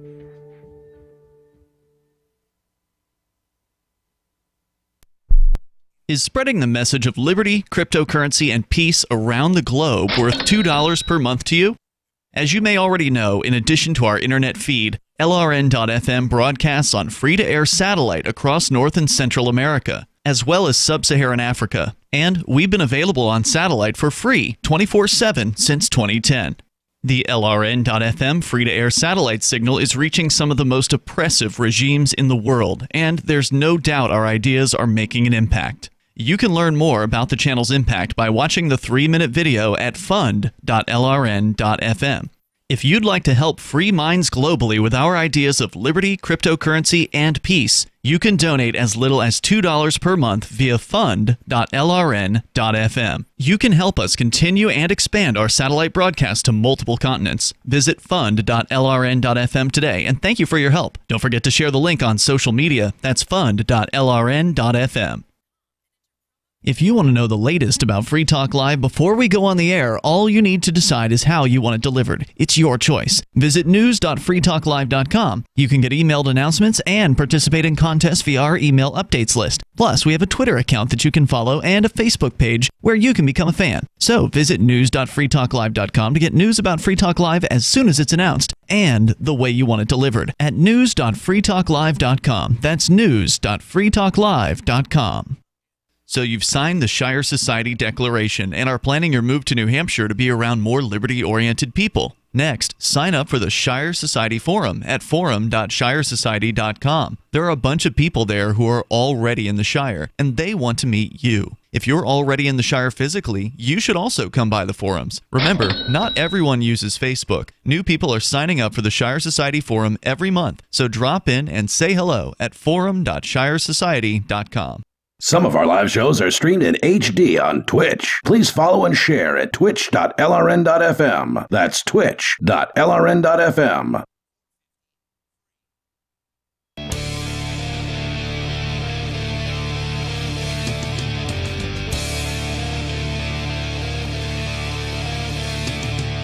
It's Free Talk Live. You dial on in here toll free and take control of the airwaves. Our number is 855-450-FREE, like freedom. That's 855-450-3733.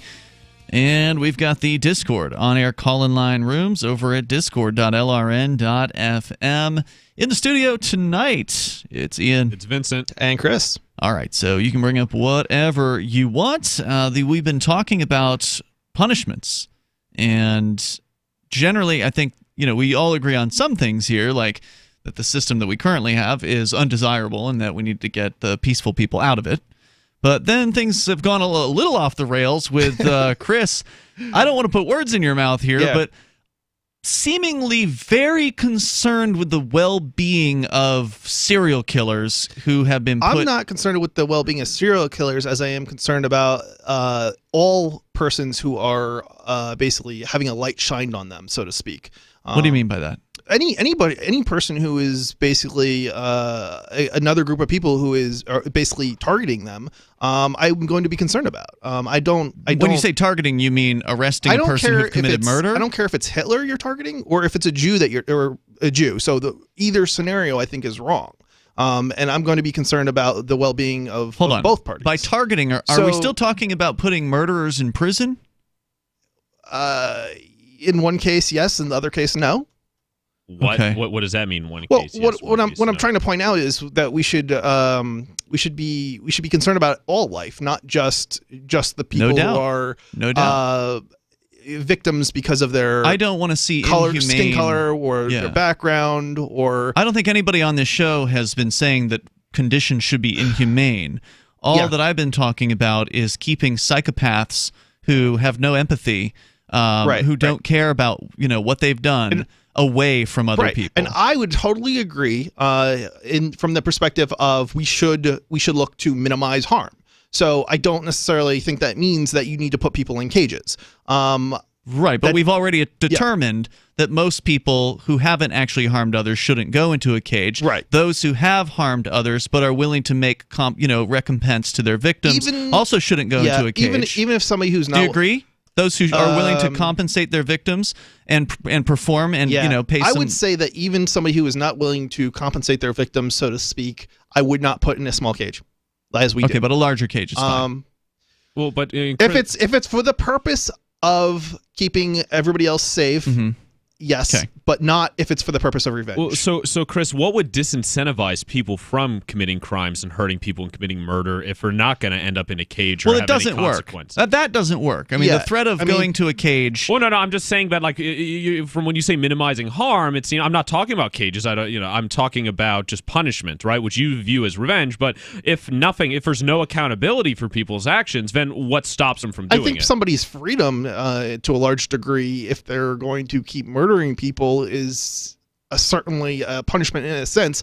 It may not be revenge, but it's a punishment in a sense in and of itself. So I don't necessarily think there isn't a disincentive anyway. But that said, it's certainly not what I would.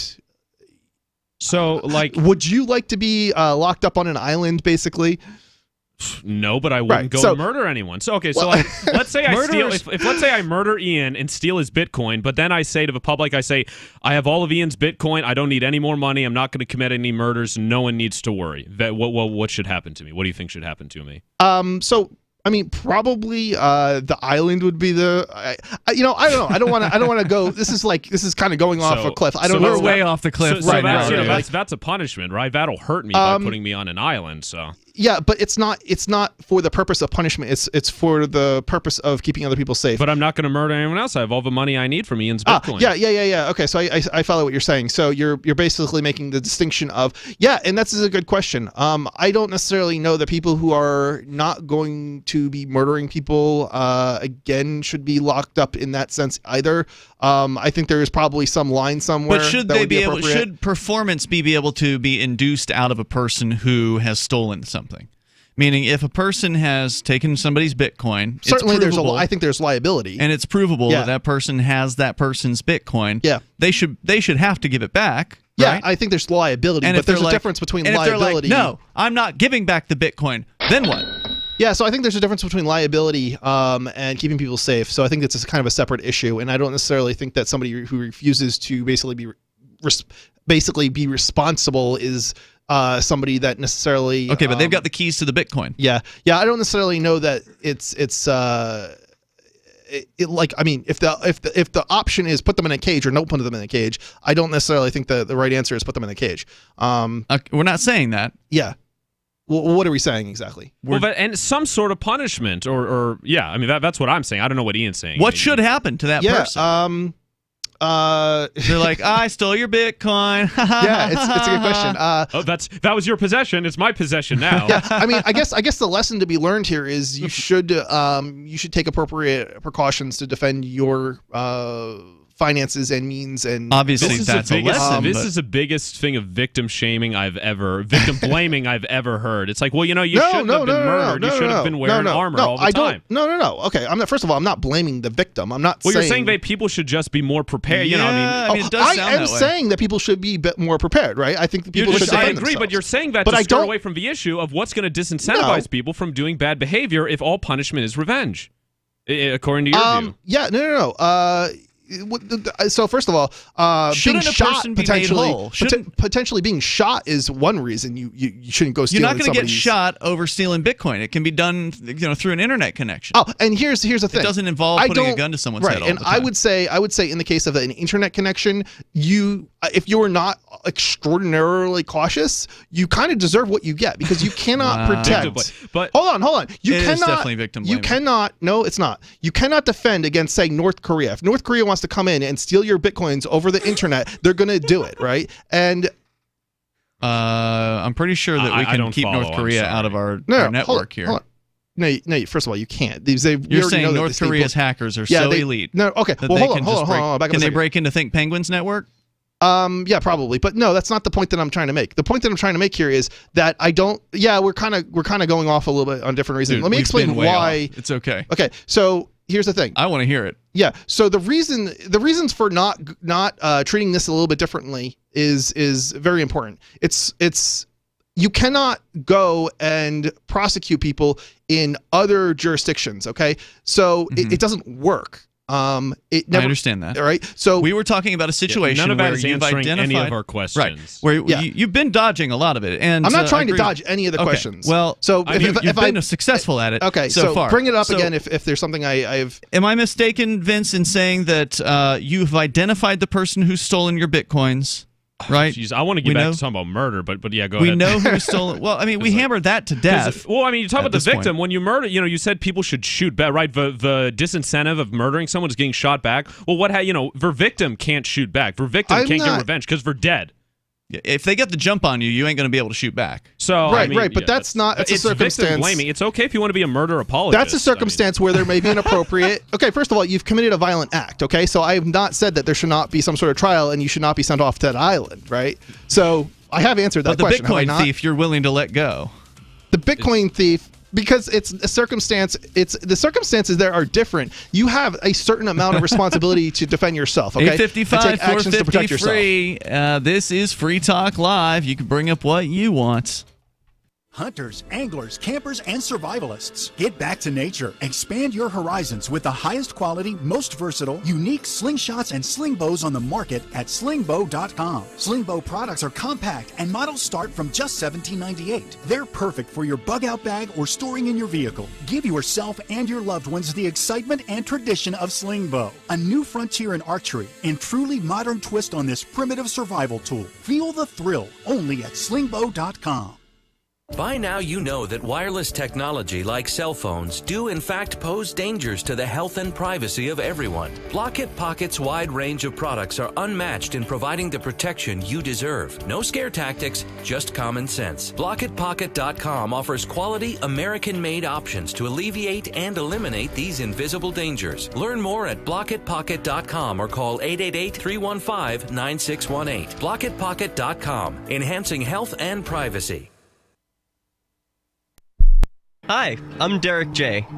To me, an activist's calling is to actively work to advance a cause. The cause for which I work is personal freedom. I believe my life is best when I engage in voluntary interactions and self-government. I reject the idea that anyone else has a higher claim to my life or my body than I do.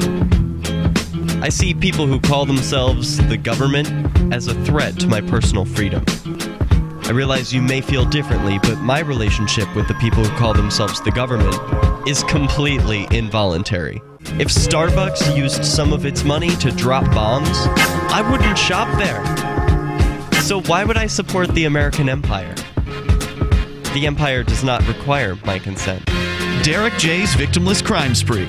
Watch it for free and order the Director's Cut DVD at victimlesscrimespree.com. That's victimlesscrimespree.com.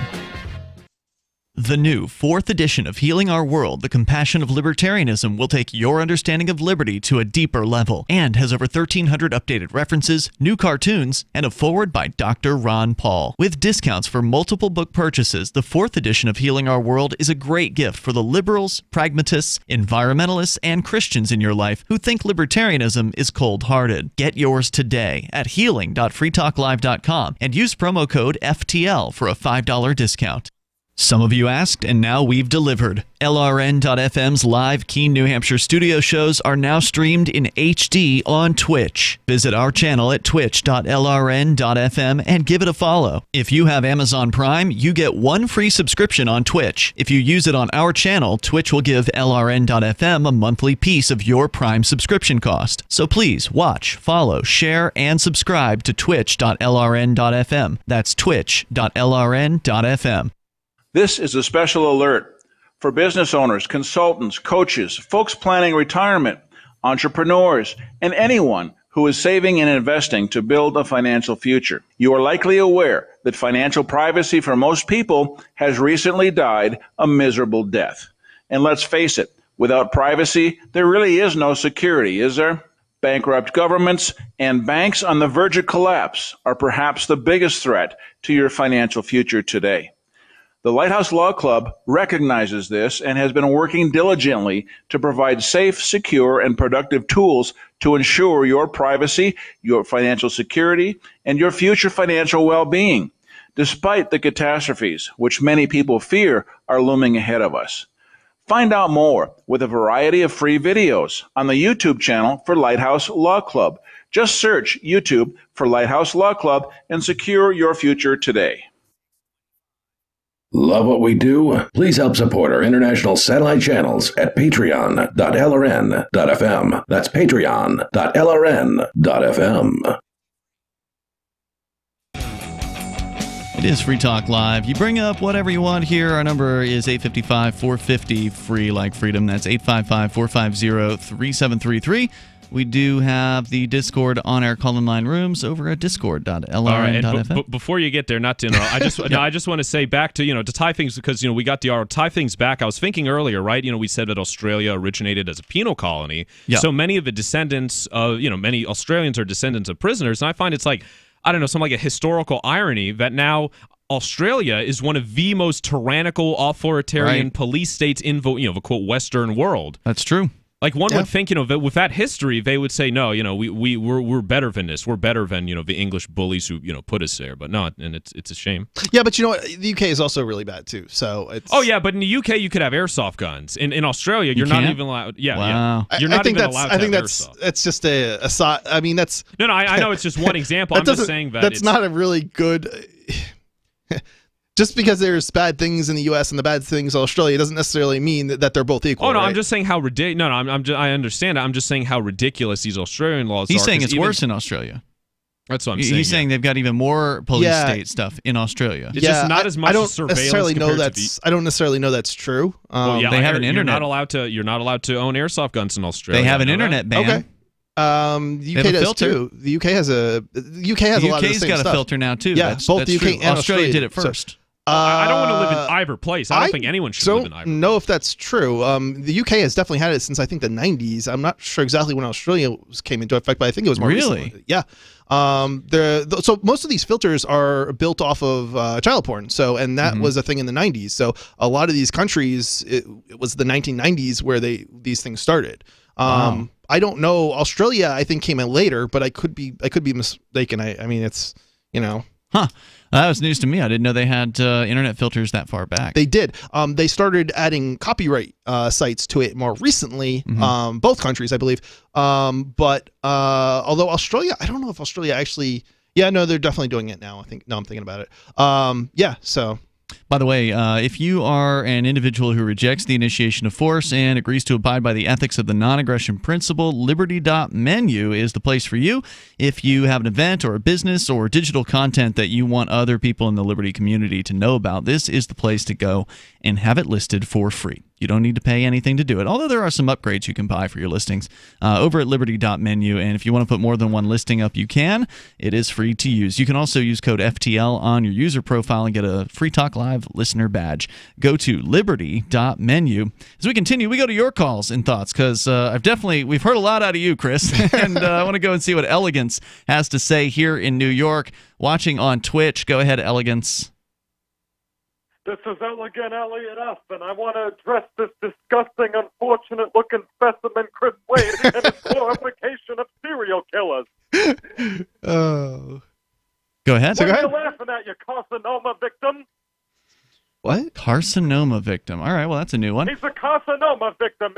He's a sarcoma victim, Mr. Freeman. Let me tell you, you boys are sitting here glorifying, gentrifying, Germanicizing, and romanticizing the victims of serial killers. Why don't we take Mr. Wade and put him in an acid bath like Jeffrey Dahmer and eat him piece by piece? So carcinoma is cancer. Is a type of cancer that starts in the cells that destroys Shut your body mouth, tissue. simpleton. Shut your mouth, Punctual Vincent. Talk when spoken to. This is Elegant Elliot F., and you have any idea who I am? No, I have no idea. Are you a mobster or a government person? The old Howard Stern show? You repeat yourself. Yeah, I'm a famous and I'm a regional celebrity. I run the whole entire Eastern Seaboard from New York and soon to be in New Hampshire, right? Wearing women's lingerie, high cut, with brass knuckles on my fist to take out any haters who want to get Elliot Offen's way, right? We'll be looking out for you. Right? Thanks for the call. Toll-free number here, 855-450-FREE. That's 855-450-3733. Let's go to Sarah in New Mexico. Sarah, you're on Free Talk Live. Boy, I thought I had mental illness. Boy, Right? Like that call. Yeah, well, I mean, at least I'm a friendly call. You know what I mean? Well, you're not friendly to some people. You want to put people in prison cells for things like, drinking from plastic straws and buying soda pop or whatever. So, I mean, you want to see more people in prison, like for running traffic lights. Well, what I say is I'm friendly to you guys. I know. Sure, that's because we have something you want. Airtime. Yeah, we've got airtime. I want to stay on the show, so I don't want to be too mean. Mm-hmm. But I just want to say I brought up. Gene the Christian Anarchist is wondering in the chat room if you're into BDSM. Do you know what that is? Wow. What is that? You've never heard of BDSM? No. Okay, so it's basically like kinky. I think it's fair to say she's not into it. It stands for, let's see here, was it bondage, dominance, and bondage, sadomasochism? discipline, dominance, submission, sadomasochism. Yeah, it's basically like a control freak thing. Like people like to play roles in sexual interactions, like riding crops, whips, chains, dungeons, that kind of thing. As I understand it. Him think that I'm into that kind of stuff. He seems to think you're into it. That's why I asked it as a question. I definitely see where he's coming from. So you're a bit of a control freak, and that's where, I could see it now. Well, sometimes control freaks do want to get tied up, right? Yeah, even though they want to control others, they want to be controlled. Yeah. It's kind of a weird thing. That's why, the rich guys, the dominatrixes. We had a dominatrix on the air with us. This was like 15 years ago, a long time ago on Free Talk Live when we were early in our syndicated days. From Indianapolis, and we did like an hour-long or maybe even longer interview with her, just kind of asking what it was like to be a dominatrix. What's that business like? And she gets these high-powered business executives in there whose lives are about controlling and managing other people, and then they just want to get tied up to a wheel, spun around, and had a riding crop slapped against their buttocks or whatever, right? Without getting too graphic. There's other people who are submissives, I think is the way to phrase it, who are actually not like they are naturally submissive, but they also like to be tied up and beaten and whatever. So Sarah, else. you can't relate to any of that, huh? Well, I don't know about all of that. My focus is my passion is that I'm vanilla too, Sarah. So I can relate. Well, our mayor has been using traffic citations, to reduce burglaries and break-ins. That's what I called in about. I have no idea. You want to talk about this? This is another ridiculous concept, Sarah. The idea that a traffic citation is going to reduce any actual real crime with a victim. I don't buy it. Yeah. But the thing is, that's what he has been doing. I mean, it makes no sense. But this is what he has learned in the mayor position. Vincent, what are you laughing at? Well, I was trying to do research. It's so ridiculous. How related is that? They're not related. It's not true. Well, I was doing some research just to see maybe we could see some light to what Sarah's claims, and then the first thing that pops up, September 28, 2018. So fairly recently. What was it? KOAT. Albuquerque is now robbery capital of U.S. So great job your mayor's doing there. Oh wow! Thanks for the call, Sarah. Toll free number 855-450 free like freedom. That's 855-450-3733. And we've also got the Discord call-in line rooms, and the topic has led people into discussing sexual preferences in the Discord chat. So we can't share a lot of that on the air. This here was the FBI crime report. Albuquerque Metro had the highest per capita robbery rate in the country. The Metro saw a nearly 50% increase in armed robberies in 2017. Yeah, it's the FBI crime statistics are actually really super interesting because they put light to a lot of things that are misperceptions or misconceptions amongst the populace and our understanding of things. Says here, highest area had the highest number of auto thefts. So maybe that's what the mayor's trying to do. For more traffic stops, they could figure out somehow if, the person doesn't have a registration for the vehicle, then they could tell if it's stolen or not. But that doesn't mean it's low. I believe what she said, it was lowering the rates when, just because it's an all-time high and then it goes down doesn't mean that crime is lowering. Well, right? It's got a net effect. Yeah, Sarah has a huge problem with figuring, she believes that correlation is causation. Right. Everything the government says to her. Anytime she sees anything correlative, she thinks, well, that just is because of the other thing. And it applies to traffic. It's not right. Yeah, not necessarily. Probably not the case. More coming up here, 855-450-FREE. 855-450-3733. Jaded Porcupine in the Twitch chat says, hashtag Sarah 2020. More coming up. Free Talk Live. Does your dog itch, scratch, stink, or shed like crazy? Come to Dynovite for help. Order a 90-day supply of Dynovite. Everything we tried failed except the Dynovite. Pick up 2 bottles of Super Mega Fish Oil. Get the 3rd bottle free. Packed with omega-3, DHA, and EPA fatty acids. Super Mega is great for your dog's immune system, healthy skin, and soft, shiny fur. Dogs love it. Try Super Omega Fish Oil. Buy 2, get 1 free. At Dynovite.com. DINOVITE.com. Did you know you can legally exit the U.S. federal income tax system? Well, it's true, and thousands of American nationals are doing it. The 16th Amendment and the Internal Revenue Code are legal, but only in a limited jurisdiction. This is the basis behind the voluntary nature of the income tax. Learn the exit strategy provided by Congress. Find out more by visiting weissparis.com and watch our numerous videos. That's WEISS Paris.com. Bacon lovers, we ship free. Try our amazing bacon. No refrigeration required. Proprietary value-added packaging provides 10 years shelf life and protects the leanest, thickest, center-cut, fully cooked bacon in America today. Ready to eat right from the pouch or warm and serve. Savory and delicious. Wholesale priced for your everyday use. Order today at readytoeatbacon.com. readytoeatbacon.com.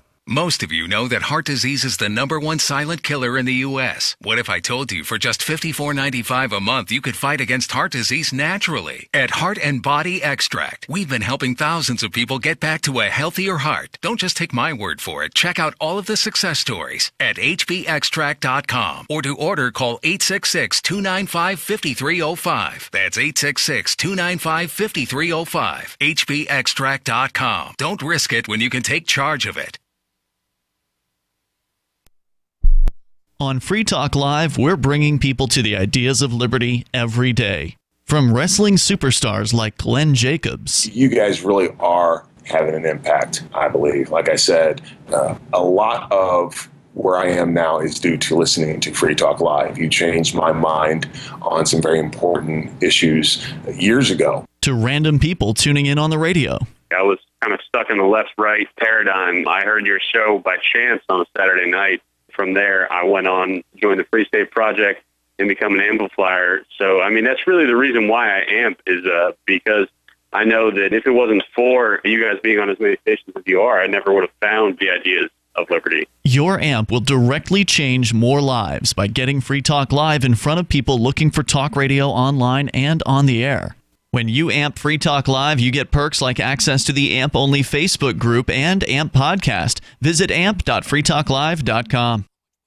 So you've heard all 3 hours of the latest episode of Free Talk Live, and you're still hungry for liberty-oriented audio content? Did you know that we have another 24/7 audio stream at LRN.FM? The Liberty Radio Network airs the latest episodes of some of the best liberty-oriented podcasts on the internet around the clock. In addition to recorded content, you'll also hear live shows like Free Talk Live, originating from our Keene, New Hampshire studio. So listen anytime at LRN.FM. That's LRN.FM. Cell 411 is a free app for Android and iOS that replaces government-controlled 911. Cell 411 allows you to preset a group of friends or private organizations to show up at any emergency. Cell 411 is a nightmare for the state because it proves their so-called services aren't needed. Cell 411 has had thousands of installs, and of course it's covered by the BIPCOT no government license. Cell 411 because your friends won't shoot you when you're in trouble. Without the government, who would build the emergency services? You and Cell 411. Get it today at getcell411.com. Now you can follow LRN.FM on the decentralized Mastodon social media platform at toot.lrn.fm, toot.lrn.fm.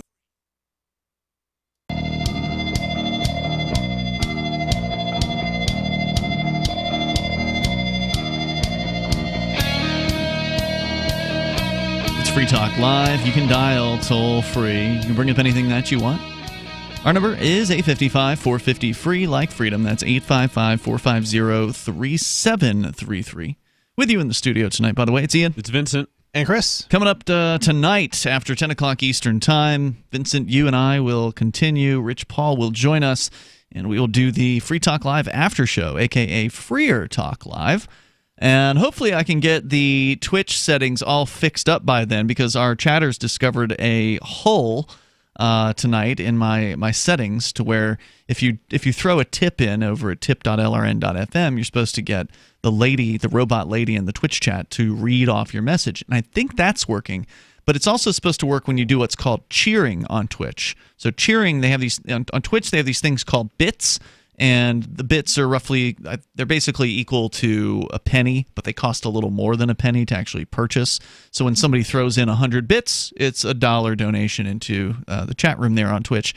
But they found out that the robot lady was not reading messages, which are supposed to happen above $4 in donation. So I apologize about that, guys, and we are going to see if we can make that work tonight. But the uncensored, or at least mostly uncensored, there's still Twitch censors, but no FCC censors will be present for the after show tonight. So there's certain things you can say there that you can't say on the radio. So we'll look forward to seeing you then over at twitch.lrn.fm as we continue here. You can bring up whatever happens to be on your mind. And so let's get back around to the original topic, because I think we've just hammered that other topic to death of how to handle murderers. And, we're never going to come to an agreement on that, I think, in the studio here tonight. So let's go back in moments. We'll get back into the original story about countries in the world targeting the executives of these social media companies for the things that their members post online. But first, let's talk to David in New Mexico. Back to the phones and your calls and thoughts. Go ahead, David. Yeah, I told the call screener, Sarah becomes evidence in my case against public radio, or their case against me, should I say. I had an hour-long consult, the next in my series of consults with one of my public defenders. This public defender, as differentiated from the court-appointed attorney that I use in my child custody case, and I'll get into that in a future phone call because there's a controversy on that issue. But so I had this consult with this public defender today, and number one, he's excited about the case because it's the most exciting case he says he's had in a long time. And we went through all of the different particulars. And are you referring to the case, just to be clear here, are you referring to the case that was brought against you for calling a radio station and then continuing to call after they asked you not to? Yeah, after they asked me, and then they told me, and then they threatened me that they were going to call the cops if I continued to call in as a caller. And this radio station, remember, it's a public radio station. It's KUNM. It's the University of New Mexico's radio station, and the University of New Mexico is owned by all the citizens of the state of New Mexico, whether they pay taxes or not. And the ones that do pay taxes, they're the ones that pay the salaries of the people that told me I can't call in there and question or comment in their KUNM call-in show, where they solicit listeners to call in and question or comment. And the reason that they didn't want me to call in anymore is, and it's actually in the complaint that they gave to the police, is that they don't want me to call anymore because I only want to talk about one thing.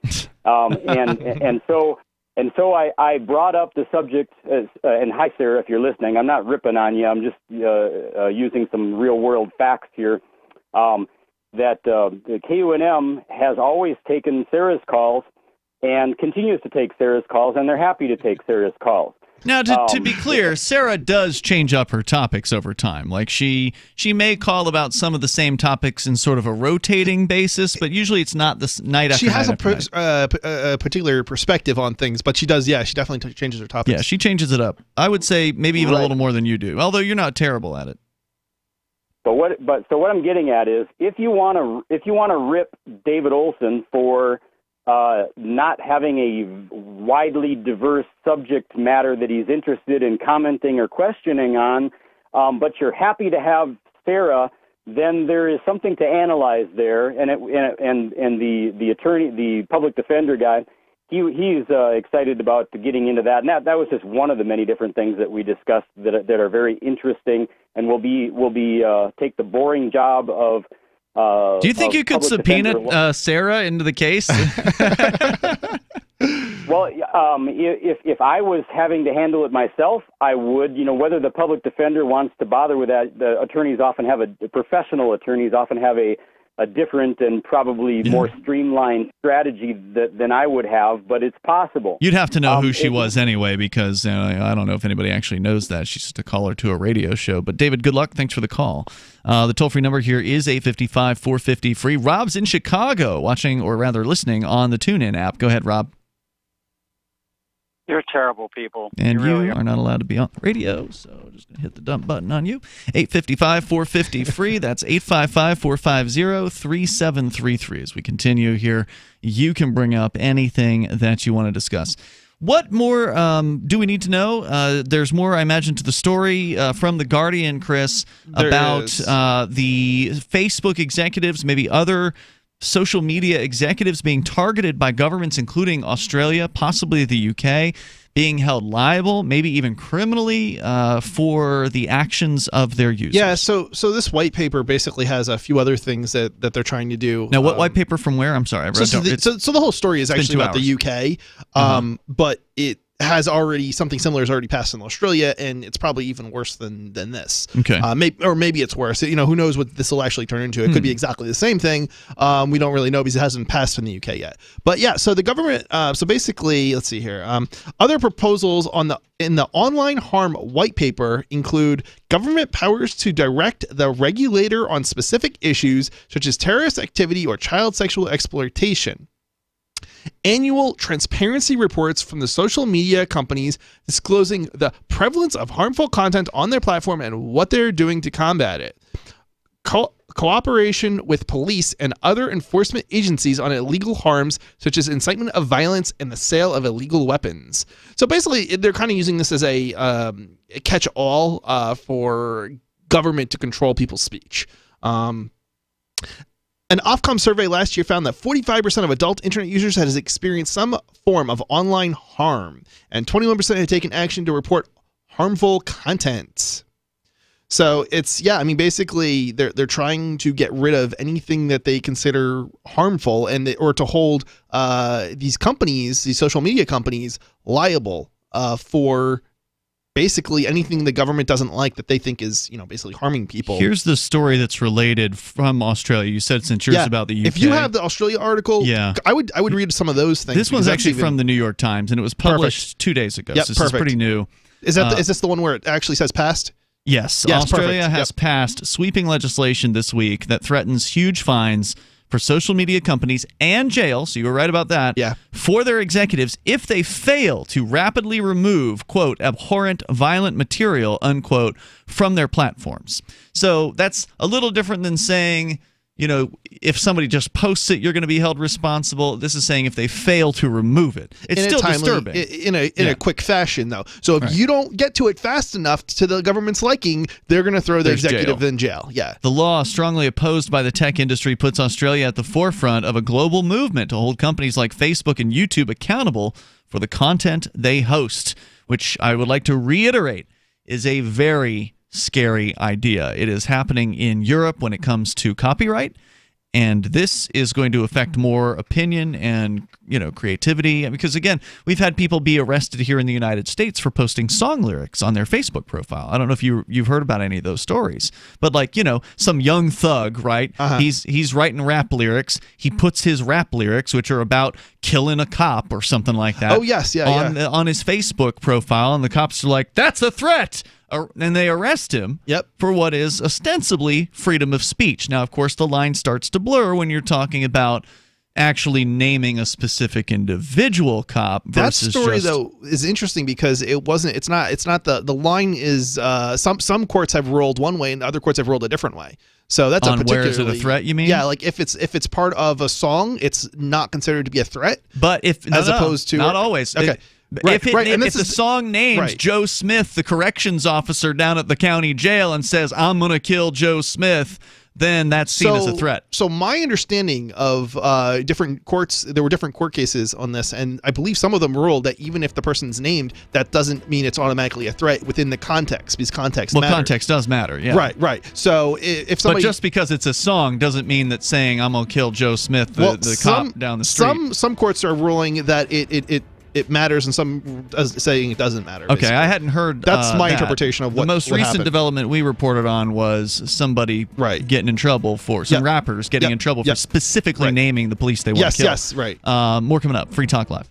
Are you a stock or options trader looking for real trading strategies that you can use immediately? Hi, my name is Scott Bauer, CEO of Prosper Trading Academy, and I'm on a mission to become the #1 options coach in America. I'm a former vice president at Goldman Sachs. I have over 25 years of options trading experience, and right now I'm giving away my most famous options guide with over 20 unique options strategies that I use every day for free. You can't buy this guide anywhere. To claim your free options trading guide, simply call 855-844-9702 now and mention my name, Scott Bauer, and we will rush you the guide. Call 855-844-9702 and someone from my options team will help you get this guide in your inbox as quickly as possible. Call 855-844-9702 now and start learning to trade the right way. Simply call 855-844-9702. Prosper with options. Stocks and options trading involves financial risk and is not suitable for all investors. Are you a cryptocurrency advocate? The Crypto Tip is the ideal outreach tool to help new people discover cryptocurrency. It's a printable business card-sized tip that you can give to service providers, preferably in addition to a good cash tip. When the server scans the QR code, it'll bring up an explanation of cryptocurrency, how to install a wallet, and allow them to claim the tip. If they don't claim the crypto, you get your tip refunded to you after a time period you specify. Plus, if they do claim the tip, you get an email alert. Create as many tips as you want at cryptotip.org. That's cryptotip.org. LRN.FM is proud to announce our official listening apps for Android and iOS devices. Now you can easily tune into our streams anywhere, anytime on your smartphone or tablet. Just visit apps.lrn.fm or search for LRN.FM in the Android or Apple app stores. Please download, rate us 5 stars, then share the link on your social media and let your friends and family know how you're listening to LRN.FM. Download it now, free at apps.lrn.fm. You're listening to the live edition of Free Talk Live. Hour number 3 is next after the news here on the Liberty Radio Network at LRN. This is the Liberty Beat, your daily source for Liberty news and activist updates. Produced in partnership with SNLS News and listeners like you. Online at libertybeat.news and snls.news. I'm Mick Murrow with your weekend edition of the Liberty Beat. Gold is trading at $1,289, silver at $15.10, and Bitcoin is trading around $5,018. Today's prices are brought to you by InnoScale. Take off with Managed Cloud. Looking for a safe, secure way to store your important files online? Let InnoScale handle it for you. Their high availability cloud servers are the perfect solution for clients needing one or more secure, scalable servers with built-in hardware failover protection. For details, see them online at innoscale.net. In the news, WikiLeaks on Thursday warned that its founder will be expelled within hours to days from Ecuador's London embassy, and that Ecuador has an agreement with Britain to have him arrested. President Lenin Moreno will use the pretext of a scandal engulfing his presidency to oust Assange, a high-level source in the Ecuador government told WikiLeaks. Activist Post reports Moreno has accused WikiLeaks of leaking documents allegedly implicating him and his family in a corruption scheme with a Panamanian investment firm, INA Investments Corporation. WikiLeaks has denied being behind the leaks, and no documents related to the scandal appear on the WikiLeaks website. Moreno said the alleged leak is a breach in a protocol with Assange that allows him to remain in the London embassy in exchange for his public silence on all political matters. The United States has revoked the visa of the chief prosecutor of the International Criminal Court, following a warning by the U.S. that they would deny entry to those investigating war crimes by American forces. The Liberty Beat is sponsored in part by Bray Botanicals, high-quality kratom and CBD at reasonable prices with excellent customer service. Bray Botanicals is activist-owned and mission-driven, fighting for your right to consume plant-based medicine and natural remedies. Find out more at mybraybotanicals.com. And right now, Liberty Beat listeners can save 10% by using promo code SNLS at checkout. This is the latest edition of the Liberty Beat, online at snls.news and libertybeat.news. I'm Mick Murrow. Your news now continues. On Wednesday, Secretary of Labor Alexander Acosta appeared before a Budget Appropriations Subcommittee to testify about the effectiveness of the Labor Department's 2020 budget, which calls for a 10% cut in programs affecting millions of workers. The Free Thought Project reports that when it came time for Acosta to testify whether or not he could safeguard children from illegal labor practices and combat human trafficking, multiple lawmakers grilled him over the sweetheart deal he gave convicted billionaire pedophile Jeffrey Epstein, who is also suspected of running a massive child sex trafficking ring. During testimony, Acosta defended his cuts to multiple programs, noting that the new budget provides greater investment in programs that work, eliminates programs that do not, and generally bolsters opportunities for working Americans through common sense reforms. However, some of the cuts are to programs designed to stop child trafficking, which makes very little common sense, given the administration's ostensible view on the matter. When the cuts to the programs designed to prevent human trafficking were brought up, lawmakers were given the green light to bring up the Epstein conspiracy. As Benjamin Netanyahu returns from Washington to Jerusalem, determined to keep his seat as Israel's prime minister, it's clear that the final status issues, the issues between Israel and the Palestinians that Israel never wants to discuss, are being eliminated one by one in a regional scheme that's titled Deal of the Century. Midpress News reports the so-called deal will be the final undoing of Palestinian hopes for justice, self-determination, and return.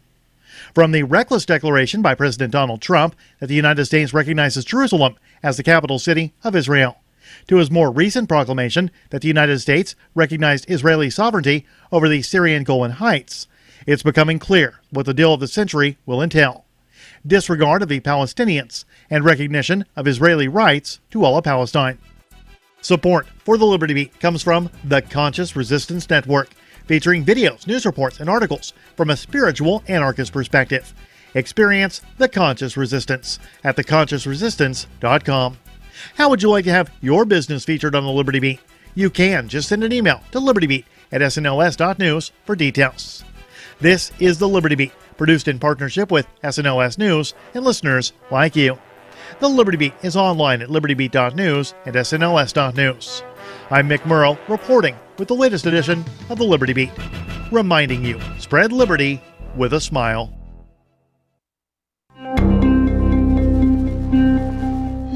Fossilized evidence reveals the Spazosaurus was the largest doofus ever to roam the Earth, and a new tandem mobility scooter is released. This is the Onion Week in Review, damn it, and we're going to need you to demonstrate a little decorum. Got it? This week, economists confirm that the booming tear gas industry continues to lead the world's economic recovery. Financial experts confirmed that the growing demand for tear gas in countries like Turkey, Brazil, and Greece has increased over 20% annually over the past few years, and is anticipated to continue playing a major role in the world economy. The market for tear gas just keeps sustaining itself and growing. We can only hope that more people demand tear gas in the coming months, and the recovery will be here sooner than we thought. In other news, a community is devastated by the sight of an old man struggling up some steps. A stack of unused CDRs turns 5 years old, and this zoo is really promoting the hell out of their new fruit bat.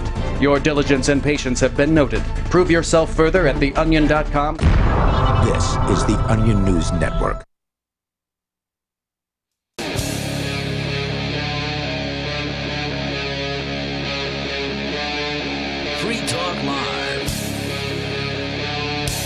Free Talk Live, dial toll free and join us here. Our number is 855-450-FREE like freedom. That's 855-450-3733. We've got the Discord on-air call-in line rooms over at discord.lrn.fm. Some seriously disturbing trends in the world of governments and their responses to internet freedom, internet companies and how they run their business. And we saw recently Facebook's head executive, CEO, Mark Zuckerberg, come out with basically a blog post that was actually published in the Washington Post. We couldn't access it on the night that we discussed it, so we ended up reading a summary of it, but turns out the actual post is over on the Facebook Newsroom website. So if you actually want to see what Zuckerberg says, I don't think we're going to get into it here, but he just basically begs the government to create regulations, and not just any government, but basically asks for a world government regulation, like to have essentially the same regulations enacted by all world governments. I mean, talk about scary. Yeah. So it's Ian, Vincent, and Chris in the studio here tonight. And then, Chris, you brought up this story out of both the UK and, most importantly, Australia, because Australia did it first, and that is passing a law that will possibly be holding executives of social media companies to criminal liability for refusing, or rather failing. Not even refusing, just not in a timely fashion. Right. Failing to rapidly remove, quote, abhorrent violent material, unquote, from their platforms. So that's where we kind of left off here. If you want to comment, you can join us at toll-free number 855-450-FREE like freedom. And it says here that this puts Australia at the forefront of a global movement to hold these companies accountable for the content they host, which I think is a huge problem. It is a very scary thing to, to give a webmaster legal liability for the content created by his or her users.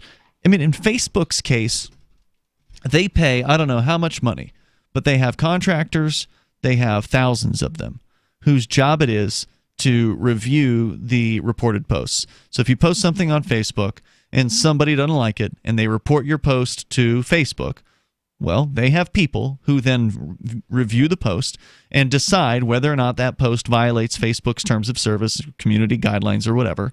And if they think it violates it, then they perform whatever action, which can involve a 7-day ban or a 30-day ban or whatever system that they've got these days. It can be appealed and then reviewed by another person and so on and so forth. So they have systems in place for this, and it's very costly to them for this. But the average person who's running a forum, who may have comments turned on a blog, the average person does not have a swarm of moderators to go in and police content. I run freekeen.com. There's comment sections there. If somebody posts something in that comment section, most of the time I won't know about it because I'm not actively looking at it. Should I be held liable for someone who posts an illegal thing within the comments that I don't even know is there? That's what they're talking about. You know what's even more disturbing is that I don't remember if this is the Liberdon server this happened on, but there was one of the Mastodon servers. Yeah, one of the Mastodon servers. Decentralized social. Yeah, a decentralized network. Right. This is a decentralized server, and somebody got kicked off of Liberdon. Yeah, I don't know if it was Liberdon. I should back up a second. I think it might have been Liberdon, but I'm not 100% positive on that. But anyway, there was a Mastodon server, and they got kicked off the server because something they said was reported, and basically the person who administered that Mastodon server didn't want to deal with it. So yeah, it's this situation where it's a really scary situation for anybody who is running one of these servers, and they don't have they don't have any control over what people post. Could, but you don't have the time. Right. And if you had all day, every day to go and review on even a minorly popular website to review every post that's being made, this is impossible. The level of effort you would have to put in. That's why some websites are just shutting off commenting. Yeah. Why bother? Why bother to allow your users to have a voice? Because some of them might use that voice to say despicable things, which could then get you in hot water with the government. Why would you bother at that point? Well, I'd say one big reason is because a lot of the times the institution that publishes a piece or the author gets scrutinized in the comments and gets undermined, right? Where sometimes if I didn't trust a source, I'd go and read the comments and I'm like, oh, okay, all right. So I think that's it obviously liabilities and such. There's that, but I think for the most part, at least in regards to journalistic websites, I forget, but I can't name any specific ones, but a lot are getting rid of their comment sections. I think it is just to crush dissent. Really? Yeah. Oh yeah, definitely. Yeah, especially with news sites, and they've been doing this for a while. A lot of news sites don't have comments anymore. Yeah, I can't think of which ones don't have them. I know Vice turned theirs off. I think the BBC got rid of theirs. Really? I think so. Yeah, it was a while ago too.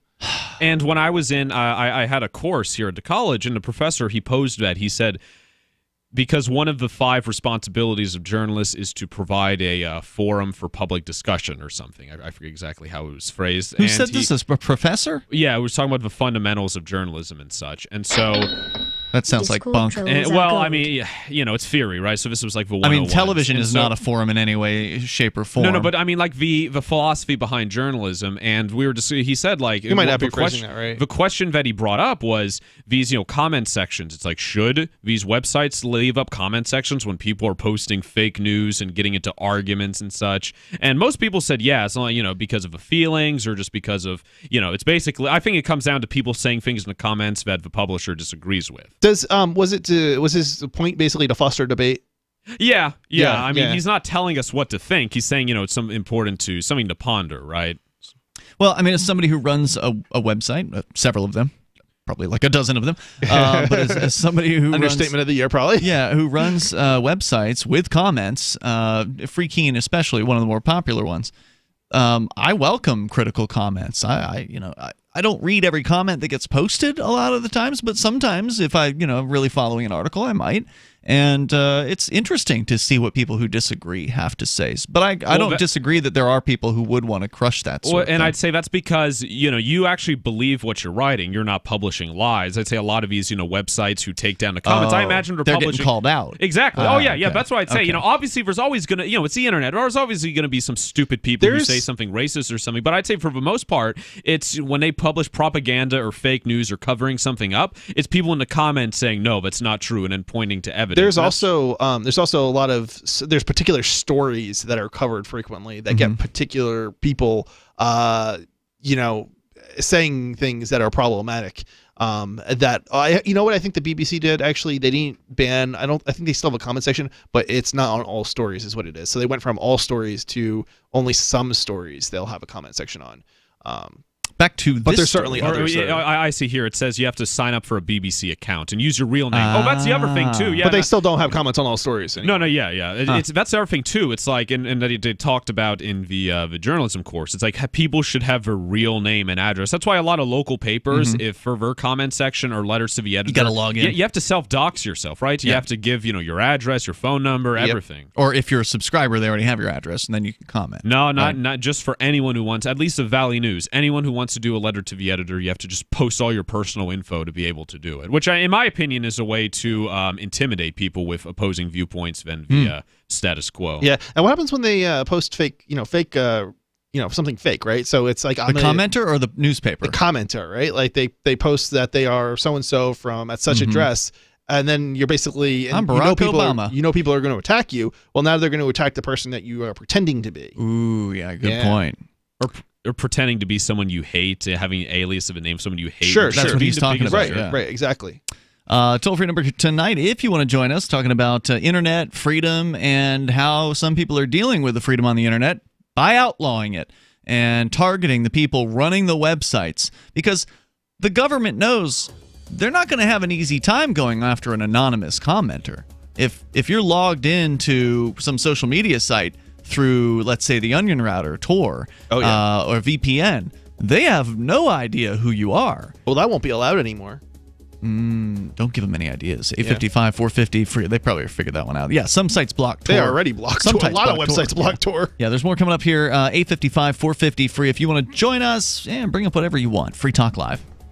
Would you like to hang out with Penn Jillette? He's keynoting Freedom Fest this year. I, for one, am thrilled. Freedom Fest is the largest liberty-oriented gathering in the world. They take a Big Ten approach with libertarians, conservatives, liberals, anarchists, capitalists, and just open-minded people mingling together to hear real debates, share real solutions, and converse freely. This year's theme is the Wild West, a time of liberty and opportunity, or a time of anarchy and violence. Maybe both. Go to freedomfest.com/FTL and get your tickets now. freedomfest.com/FTL. Not convinced yet? Hey, I understand. It's a high-end event, even with coupon code FTLEB. Sure, you're likely to receive investment advice that'll make that sum seem paltry, but I have something special for you. Go to freedomfest.com/FTL and you'll get the 5 best speeches from last year for free. Call it a test drive. Do yourself a favor and go to freedomfest.com/FTL. freedomfest.com/FTL. Use coupon code FTLEB for a discount.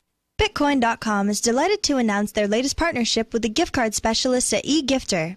With many of the world's leading brands on their roster, it is now easier than ever to get the gift cards of your favorite brands with Bitcoin Cash. To get started, just follow these simple steps. Visit giftcards.bitcoin.com, pick the gift card you want, follow the instructions on your screen, and make your payment using your Bitcoin Cash wallet. Sit tight and your gift card will be delivered to you as soon as it's ready. That's giftcards.bitcoin.com. Go to themorganreport.com and receive updates and insights you will not find anywhere else on the web. You will discover how to grow and protect your wealth under all market conditions. The Free Morgan Report provides interviews, webinars, question and answer sessions, plus mind-blowing videos. As David Morgan says, let my passion create your wealth. TheMorganReport.com. TheMorganReport.com.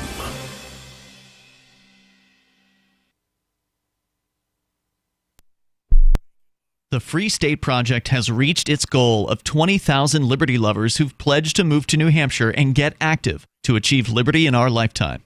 Perhaps you're trying to figure out what part of New Hampshire should be your destination. If so, consider Keene. You'll find more than 150 reasons to move to Keene at move.freekeene.com. Keene is famous for its historic, publicity-generating activism, as well as being the liberty media capital of the world. It's home to freekeene.com, New Hampshire's destination for liberty activism, news, and opinion. For years, we've been compiling over 150 reasons to move to Keene at move.freekeene.com, where you'll learn about some of what's happening here and what makes Keene a great place to live. If you love liberty, you'll probably enjoy anywhere you end up in the Shire. But do your due diligence first. Please visit move.freekeene.com for the full list of over 150 reasons to move to Keene. That's move.freekeene.com. There are lots of ways to listen to Free Talk Live. Our podcast has been around since podcasts began, and now the FTL feed is loaded with content besides our full show archives. Did you know that we make it easy for you to customize your podcast subscriptions? We have different feeds, one that includes only our full shows, one with just the Daily Digest, and one with just the Edgington Post. You decide what you listen to. It's quick and easy to customize your feeds at feeds.freetalklive.com. That's feeds.freetalklive.com. Did you know you can legally exit the U.S. federal income tax system? Well, it's true, and thousands of American nationals are doing it. The 16th Amendment and the Internal Revenue Code are legal, but only in a limited jurisdiction. This is the basis behind the voluntary nature of the income tax. Learn the exit strategy provided by Congress. Find out more by visiting weissparis.com and watch our numerous videos. That's WEISSparis.com. This is the Liberty Radio Network, broadcasting the latest liberty-oriented audio content 24 hours a day at LRN.FM.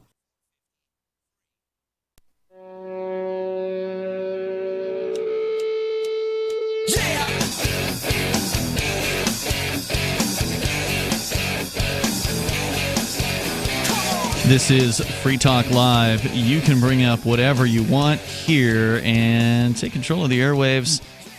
Our number is 855-450-FREE, like freedom. That's 855-450-3733. We do have the Discord call-in lines as well over at discord.lrn.fm. And I'm actually going to be handing out cash in the studio here tonight, which I don't know if this has happened on just like the regular radio show very much at all, where people have thrown in tips. I think that's the first time you've ever gotten anything, Chris, from one of the tips. But it is something we will do because I want to. The listeners are throwing money in. I figure the co-hosts need to get a piece of the action, right? Hey, yeah, that's awesome. Hey, if you want me to say more crazy stuff, guys, just let me know. So yeah, thank you to our Twitch chatters there, Baraka. C6. And also Gene the Christian Anarchist. So they got us past our arbitrary goal of tip receiving. So I've now moved the tipping goalposts and increased. You changed the name of the thing. It used to be named something funny, and then you changed the name of it, or at least it doesn't show. I don't recall it. It was a Guns and Drugs Fund. Oh yeah, I changed that a long time ago. And then that's great. Correlation doesn't imply causation, but after you changed it, we get a lot more donations. Indeed. But yeah, we appreciate probably wasn't it. a good. Always good name. Thank you, Gene and Brock. It's always greatly appreciated. Helps keeps the lights running here, so we appreciate that. That's right. So once again, it's twitch.lrn.fm if you want to go and check that out. Oh, yeah, and I meant to ask you earlier, I know we haven't finished the story about Australia yet, but I asked you off the air, and I kind of meant to ask you on the air. You said you'd never, you told me, Chris, that you'd never seen the television series Dexter before. Yeah, I've heard of it, but I don't know. I can't recall the show, and I may have seen a show or something, or parts of it. It's a really good. Can't recall at the moment. It's one of the best, I would say, dramatic series that I've seen in my lifetime. By no means am I a prolific television watcher, so I certainly haven't seen a bunch of shows, but this one's good. It's all about a murderer, since we were talking about psychopaths earlier. Yeah. It's all about a serial killer. Yep. Who tries to, he kind of has a conscience, basically, so he pushes his drive to kill in the direction of killing other murderers, basically. Oh, okay. So he is a cop. He's like a blood spatter expert. He's not a real cop. He's like a blood spatter geek kind of guy. And so he actually is not only an investigator on murder scenes, but he himself is actually a killer of people who are killing innocent folks. And the series over, I think, 7 seasons, so it lasted for quite a long time, kind of delves into the psychology of this main character and what it is that drives him. So as somebody who was kind of commenting on that earlier, I think you might enjoy that series, because it does try to humanize a killer in that case, because you like the character, right? You're designed to like him. Now, of course, it's fictional. I mean, I'll say this much. Just from what you've said so far, it sounds like he's trying to excuse murder. Well, he's a psychopath who's driven to kill, and he tries to. But killing bad people is still killing. It's still killing, and that's wrong. He's still committing a crime. There's no doubt about it. Well, I don't even care if he's committing a crime. It's wrong from a moral standpoint. Sure, but some people wouldn't see it as wrong as killing innocent people. I think it's just as wrong. Well, that's another discussion to have, but that's one of those issues that show brings up. So if you want to join us here, the toll-free number is 855-450-FREE, like freedom. Recommend that. Good show. So back to the story about Australia. This is from the New York Times. Damien Cave reporting that the law now has been passed in Australia. Quote, this is from the Attorney General in Australia. These platforms should not be weaponized for these purposes. He said, internet platforms must take the spread of abhorrent, violent material online seriously. Written quickly and without much input from technology companies or experts, the measure goes as far as any other democracy's attempt to punish multinational tech platforms for the behavior of their users.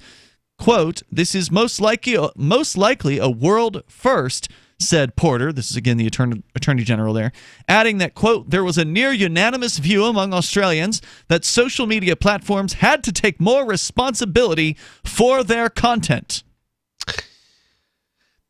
Wow. Which, of course, isn't actually their content. It's the content of their users, although their terms of service does give them usually the ability to use your content in whatever way they deem fit. So if you post like a picture to your profile or a video and they decide they want to make a Facebook advertisement, commercial out of your pictures, they can. You've given them permission to do that. You don't give them ownership of the content. You just give them the non-exclusive right to use the content. Like non-exclusive license. Right. Usually, I think. The legislation criminalizes abhorrent violent material, which it defines as videos that show terrorist attacks, murders, rape, or kidnapping. So no Duke Nukem then. I mean, this is just ridiculous. How realistic, does it have to be? They had women upside down in cages, bleeding and in Duke Nukem? Probably titillating for a particular audience. Yeah.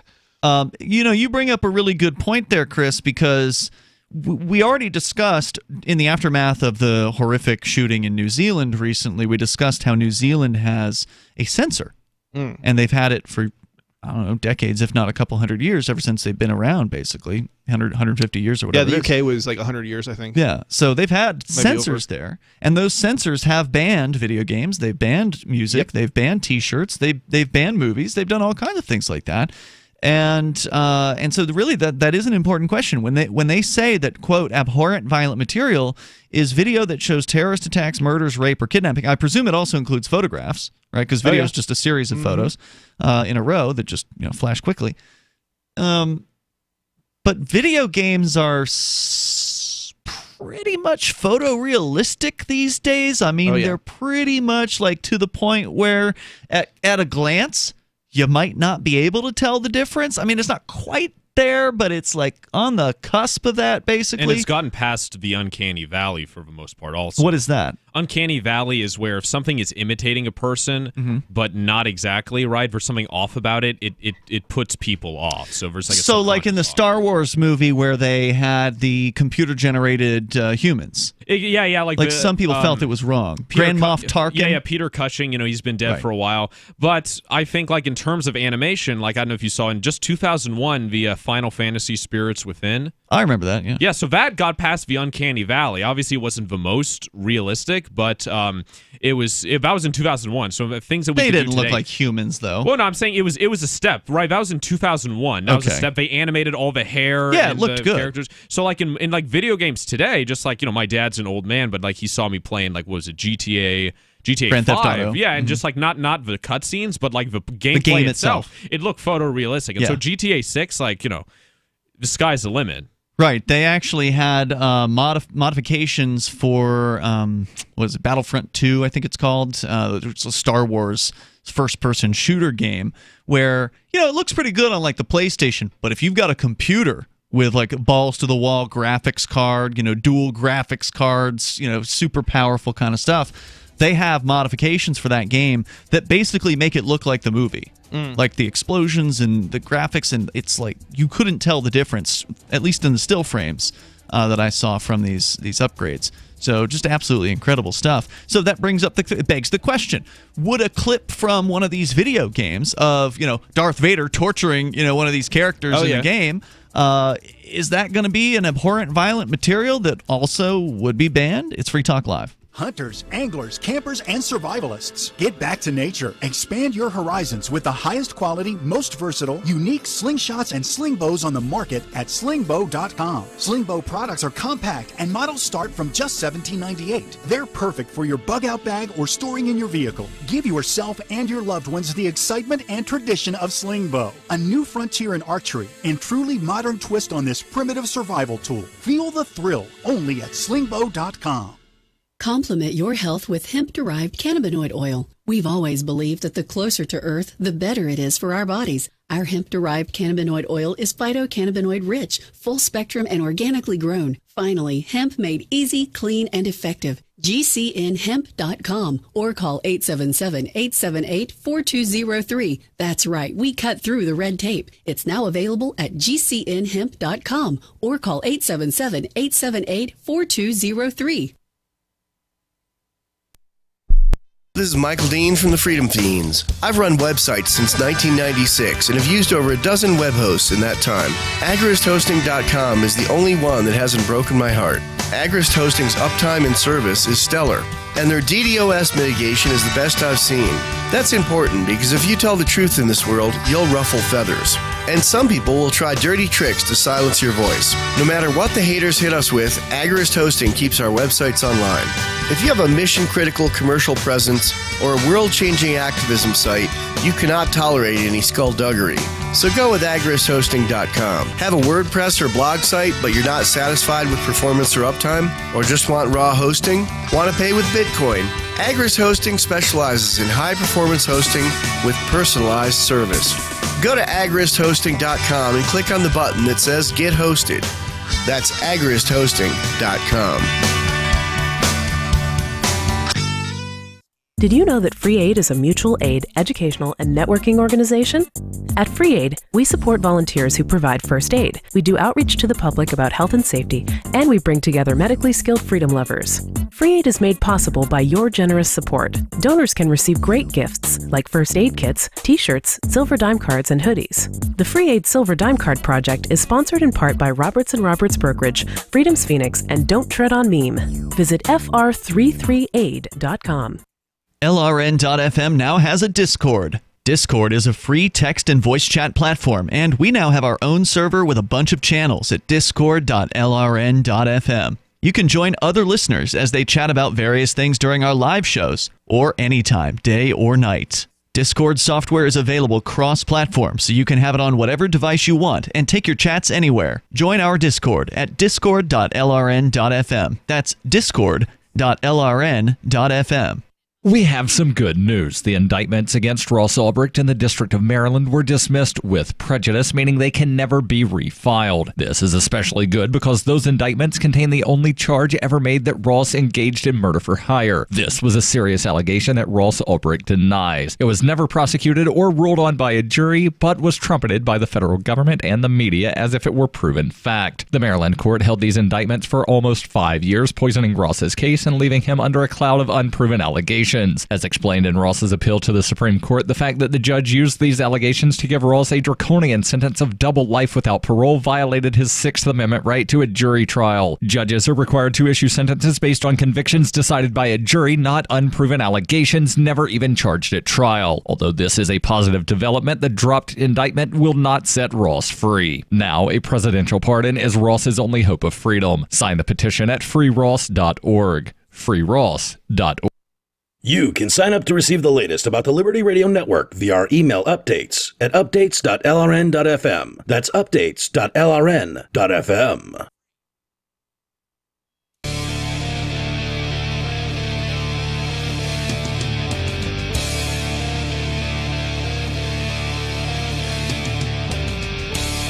It's Free Talk Live. Dial toll free. Bring up whatever is on your mind and take control of the airwaves here. Our number is 855-450 free like freedom. That's 855-450-3733. Tonight, it's Ian. It's Vincent. And Chris. And don't forget, still to come this evening, if you're on our Twitch feed. If you're not on our Twitch feed, you should follow us there over at twitch.lrn.fm. Even Chris signed up for a Twitch account. I saw you do it. I know you did. Yeah. Did they show you the source code? Let's see. That's good. That's good.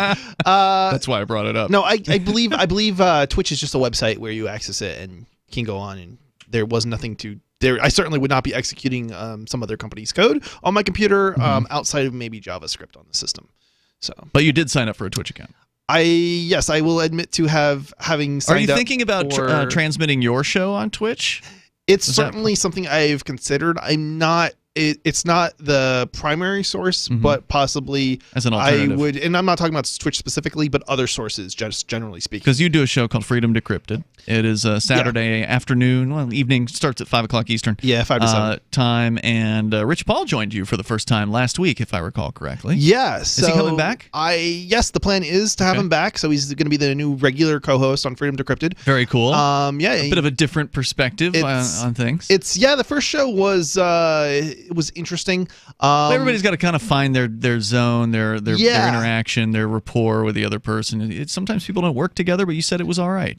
It was okay, but I don't even think it was so much that we're not good together. So much as I wasn't judging. I wasn't saying. Yeah, I wasn't saying that. Right. I understand. Just the first time, anytime two people are together, there's that sort of finding whether it be a relationship for love or whether it be business or doing a show. Absolutely. And actually, to be honest, it wasn't even Rich or me being the first time together that was so much. I think I've been on with Rich on this show actually at some point, perhaps. But I don't even think it was that. It was more like I wasn't feeling well. That'll do it. Yeah, that'll completely throw off your perceptions. I was still recovering from a cold I had a little bit, and so it was made the show a lot harder to do. But you do your own streaming, which was I was really impressed about when you launched Freedom Decrypted. Was my question was, well, what were you going to do about video? And your answer was, I'm just going to do it myself. Basically, you rolled your own video server, totally decentralized. You still have a content distribution network, right, or something that's pushing you out. It is relayed via a co-located server. Right, basically. You're not hosting viewers straight out of your house. No, there is a stream going from our studio to a relay server. You said it's co-located. That means it's your server in a rack somewhere. It's a VPS actually. Okay, you bought some space. Right. But you could buy that from anybody. Right, exactly.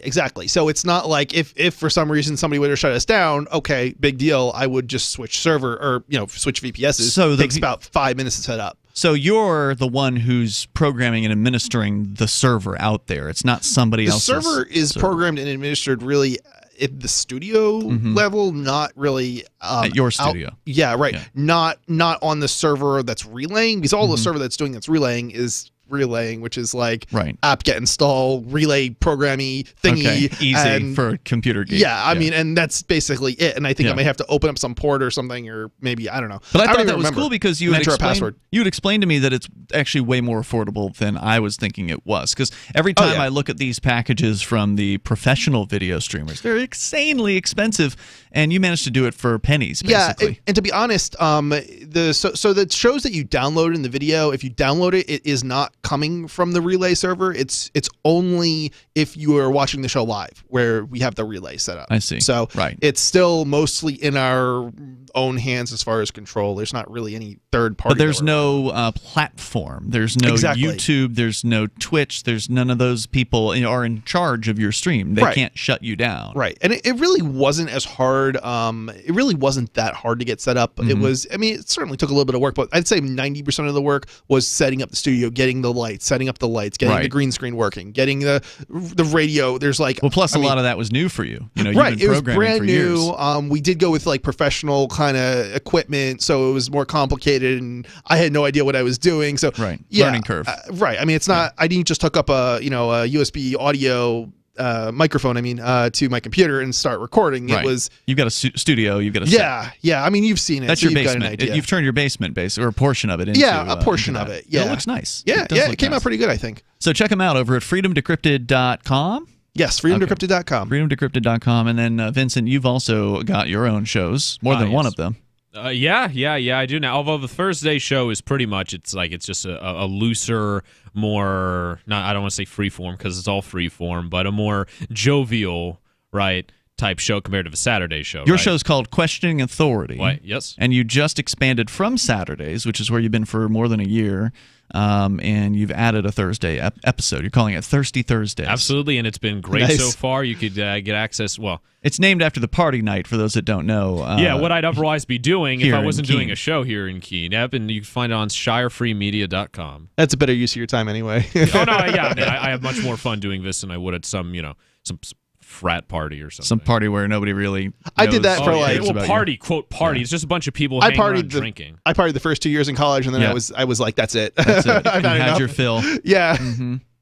The toll-free number, if you want to join us, 855-450 free. Let's go to Bad Slave. He's on the line on our Discord server in New Hampshire. Go ahead, Bad Slave.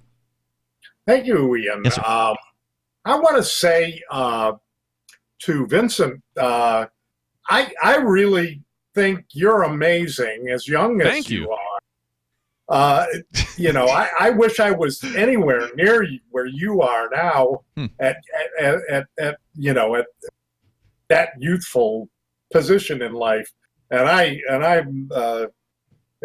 I'm happy to observe you and watch your radio show and call in on occasion, and I'll be doing that. But that's awfully nice of you. Very good, thank you. All right. I also want to say about Dexter. I noticed on, I don't know if it's on the computer or somebody was talking about the death penalty and what Dexter does, and I think Dexter, by the way, listeners who don't know, we're talking about the fictional character who there's a series on Showtime for several years, I think 7 seasons, where he's a serial killer who kills killers. Anyway, go ahead. Right, exactly, and I'd almost rather that than what the state does. It didn't cost taxpayers a dime. Well, not only that, I think he was probably more effective at picking bad actors to put down. And I mean, it's almost kind of like a self-defense thing, because I think he was accessing those that were getting away with murder and mayhem, and he was stopping them. And I think that's a reasonable, moral thing. It's going to be hard to find people. If Dexter were real, it would be hard to find people who are like Chris. who are going to be saying, you need to punish this man to the fullest extent of the law. A lot of people are going to look at that situation and be like, maybe he should get an award, for what he did. Presuming he actually got the right people, right? Because you don't want to get an innocent person. This is the problem. It's easy to go after somebody who has wronged you, right? Like, I mean, that's everybody wants to get, to get revenge, right? To get the revenge, and it's the harder thing to do is not seek revenge. Oh, I agree with you. I think that people should break the cycle of violence. Totally agree. I don't want there to be revenge. I want there to be an ending of the mayhem and murder that's being done by the otherwise loose criminal, and I think that's actually a perfect thing. I mean, you can look at it as karma. I mean, right? if he was a genius, so he was probably pretty effective. Yeah, he was. There were a couple of times in the show where there was one time in particular where he kind of botched it up, and I knew that there was going to be a punishment coming for it, and there was. And thank you for the call, Bad Slave, on that. The toll-free number here is 855-450-FREE. That's 855-450-3733. Moments remain. There's enough time here in the radio show version of Free Talk Live for you. Whoa, my God, I don't know what that is. This is Free Talk Live. More coming up. Did you know you can legally exit the U.S. federal income tax system? Well, it's true, and thousands of American nationals are doing it. The 16th Amendment and the Internal Revenue Code are legal, but only in a limited jurisdiction. This is the basis behind the voluntary nature of the income tax. Learn the exit strategy provided by Congress. Find out more by visiting weissparis.com and watch our numerous videos. That's WEISS Paris.com. Go to themorganreport.com and receive updates and insights you will not find anywhere else on the web. You will discover how to grow and protect your wealth under all market conditions. The Free Morgan Report provides interviews, webinars, question and answer sessions, plus mind-blowing videos. As David Morgan says, let my passion create your wealth. Themorganreport.com. Themorganreport.com.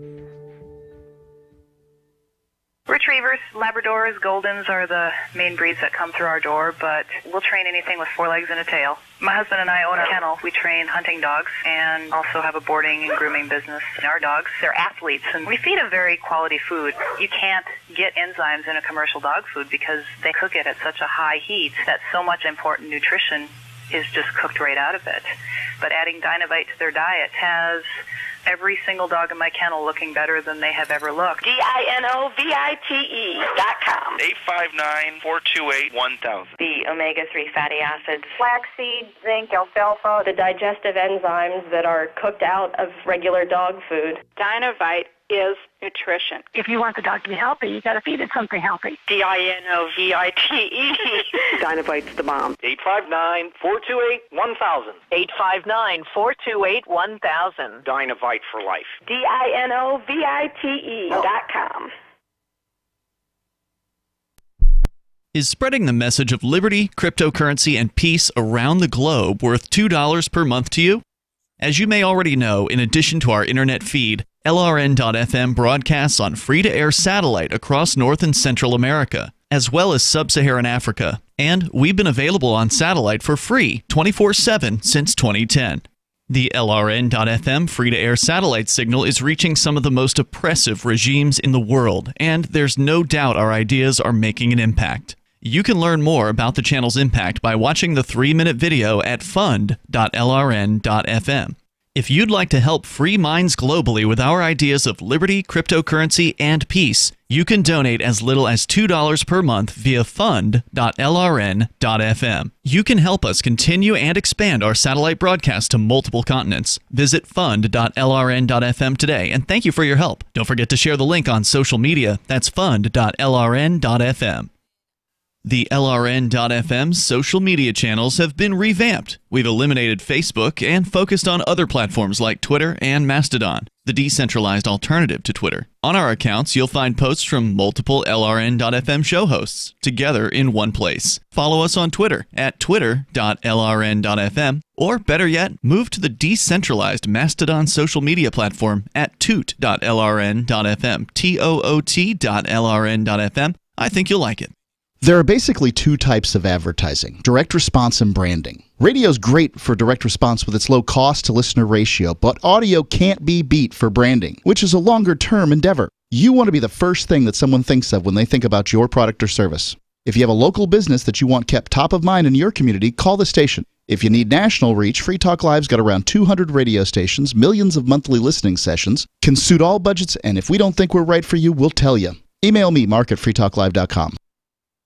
What's up next? Visit the Liberty Radio Network program guide to find out at shows.lrn.fm. That's shows.lrn.fm.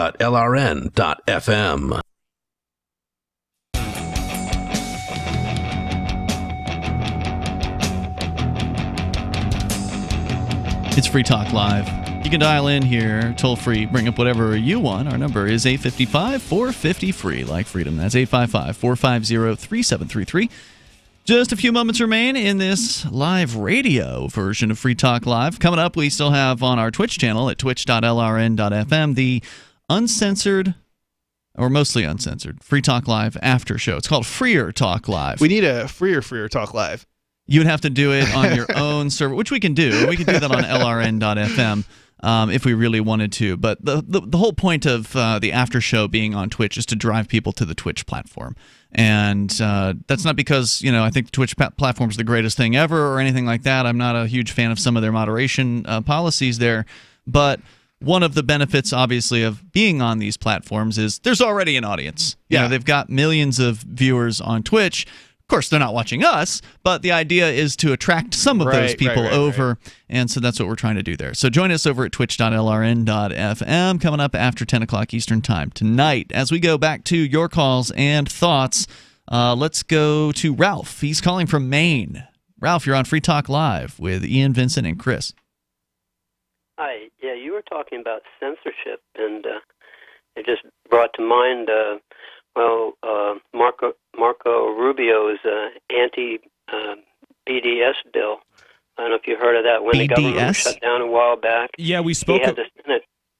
BDSD? Or? Yeah. So we on when you were gone on Anarchapulco, we spoke about this on Free Talk Live with Chris Reitman and Will. And BDS is stands for boycott, divest, and something else, and it's basically where people would choose to boycott Israeli products because of some of the nation of Israel's abhorrent behavior in the Middle East. And Marco Rubio and many others in Congress are trying to make that illegal. Okay, right.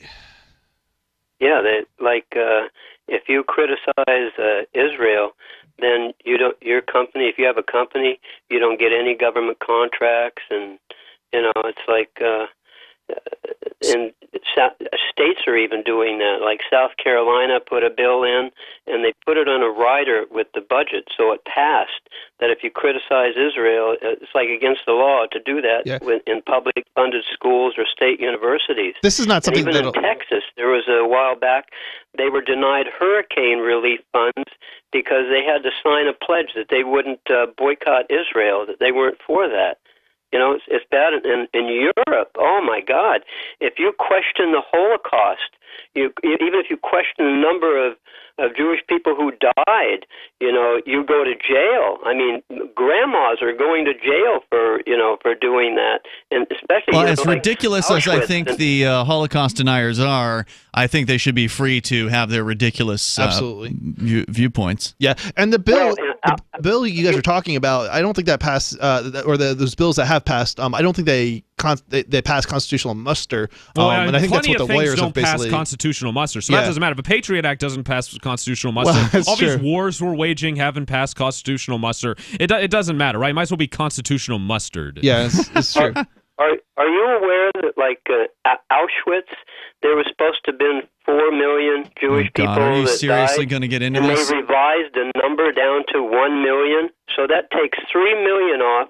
And do you really think it matters? you go to jail. Well, politicians in Europe think it matters because if you say like 5,999,000 does it make it any less Jews horrific? were, I mean, to these Holocaust deniers, these people who are obsessed. Well, it wasn't 40 million. It wasn't 4 million. It was 400,000. It was 100,000. It's still. Well, the thing is that the 6 million that was been used throughout history. It's a Kabbalist number. The Shabbat. Okay, so you're one of them, huh? You're a Holocaust denier. That's what you are. Unless they say that there were 6 million died, they can't bring in their new world order, and that's what's going on now. You're ridiculous. Trump's playing right into it. It does sound ridiculous. Ridiculous. Conspiracy. I can understand somebody if there was a revision of the numbers. Maybe you ought to look into the Shabbat a little bit. I got better things to do. Yeah. I think there's potentially a point that could be made, but this is I know where he's coming from, and it just sounds ridiculous to me too. Look, the whole idea that it wasn't 4 million, it was only 400,000. Ha ha. Okay, but that's still 400,000 people who were put to death. It doesn't minimize, to me, changing the factor of the number doesn't minimize the horrors of what happened to those people. But the Holocaust deniers also deny that it even happened at all. They'll deny that there were ovens. They'll deny all kinds of things. Well, that's the crazy thing. It's like if 4 million down to 1 million, it doesn't really back up the point that you're trying to make that it didn't happen, right? I mean, it just goes to evidence that it did happen. It's just maybe didn't happen to the degree. Now, the only thing that might make the argument that sort of demonstrate a point there, I think, is that if it's revised down to such a degree, is what they're saying even true? But again, I think the evidence is disproportionately in favor of. I put this in the same category as the people who believe that the shooting in Connecticut didn't happen. Yeah. Well, I'll just add that the reason why, I think, Ian, you mentioned the term obsess. I think what perpetuates a lot of it is the fact that these countries, it's like the only thing you're not allowed to criticize. Which, no doubt. So if you make a thing illegal, right? I'm forbidden fruit and all that. Well, I was going to say that's like they're allegedly on the surface, their goal is to reduce anti-Semitism by making it illegal to question historical events, but really it's just going to foster it because people, anytime there's like a privileged class or something, right? Or there's a favored class, that creates even more resentment. Let's go to, thank you for the call, by the way, Ralph in Maine. As despicable as it was. We go to Gene, the Christian anarchist. You're on Free Talk Live on our Discord server. Go ahead, Gene. Hey, I won't be quite as despicable. I'm going to be talking about I'm going to be talking about the perspective, and I've talked about this in the past, of what people are like and what the planet is like. And I get a lot of this from this YouTube channel called Vsauce. I don't know if you ever spend any time watching YouTube, but I do, but there's a zillion channels, so I don't know. Go ahead. Yeah, he covers a lot of science stuff, and some of the stuff that he covers is really eye-opening. Like, for instance, if you shrink the planet down to the size of an apple, the atmosphere is only the thickness of the skin around the apple. That's how thin the atmosphere is around the Earth. And shrinking down the planet to the size of a globe, for instance, so, it's a little bit smaller than a beach ball, the oceans only contain something like 400 milliliters of water. It's just extremely small. You could wipe it up with a paper towel. So the reason I'm putting all this out there is the perspective of how tiny people are on this planet. When you look at the numbers, and I've worked out some numbers. I've talked to you about that in the past, about global warming, why I don't think it could happen. But if you look at how small we are and how big the globe is, there's really no chance that any of us or all of us could possibly damage this planet. If you took every single human being on the planet and piled them up in the Grand Canyon, you don't even make a little pile in one small section of the Grand Canyon. So I heard today that some dude fell into the Grand Canyon recently. Oh, well, I bet that didn't do him any good. No, I don't think they know where he is. I think he's dead. I just think that people, if you look at the size of the planet and look at how small we are, you realize that we're really not a threat to anything. I mean, we're a threat to each other, of course, because we're a violent species for the most part. But we're really not a threat to the planet. And do you think we can have an impact on the planet? Locally, in the cities and stuff, yes, we can have an impact. But when you fly over the planet, you see how much empty space there is and how little the smokestacks are. From 35,000 feet, you try to look down there at those big old belching smokestacks, you can't even see them. They're not even visible. So it's not that you can't pollute a local area. Yes, of course you can. But nature will clean that up. Even the Valdez oil spill in Alaska, which they said was going to be for such a long time, it was going to be polluted. That's all natural right now. That's all beautiful. The whole area is just completely gone back to nature. Some of it takes 20 years, though. It's a little bit of an understatement to say it's all cleaned up. It's just 20 years is nothing in the global scale of things. Yeah, that might be an argument. Yeah, I mean, I don't know if it's going to take 50 or 100 years, but the point is that certainly after 20 years, there's still some evidence, out there of destruction from oil spills from not even. I'm trying to think the one that happened in was it the 90s in Alaska?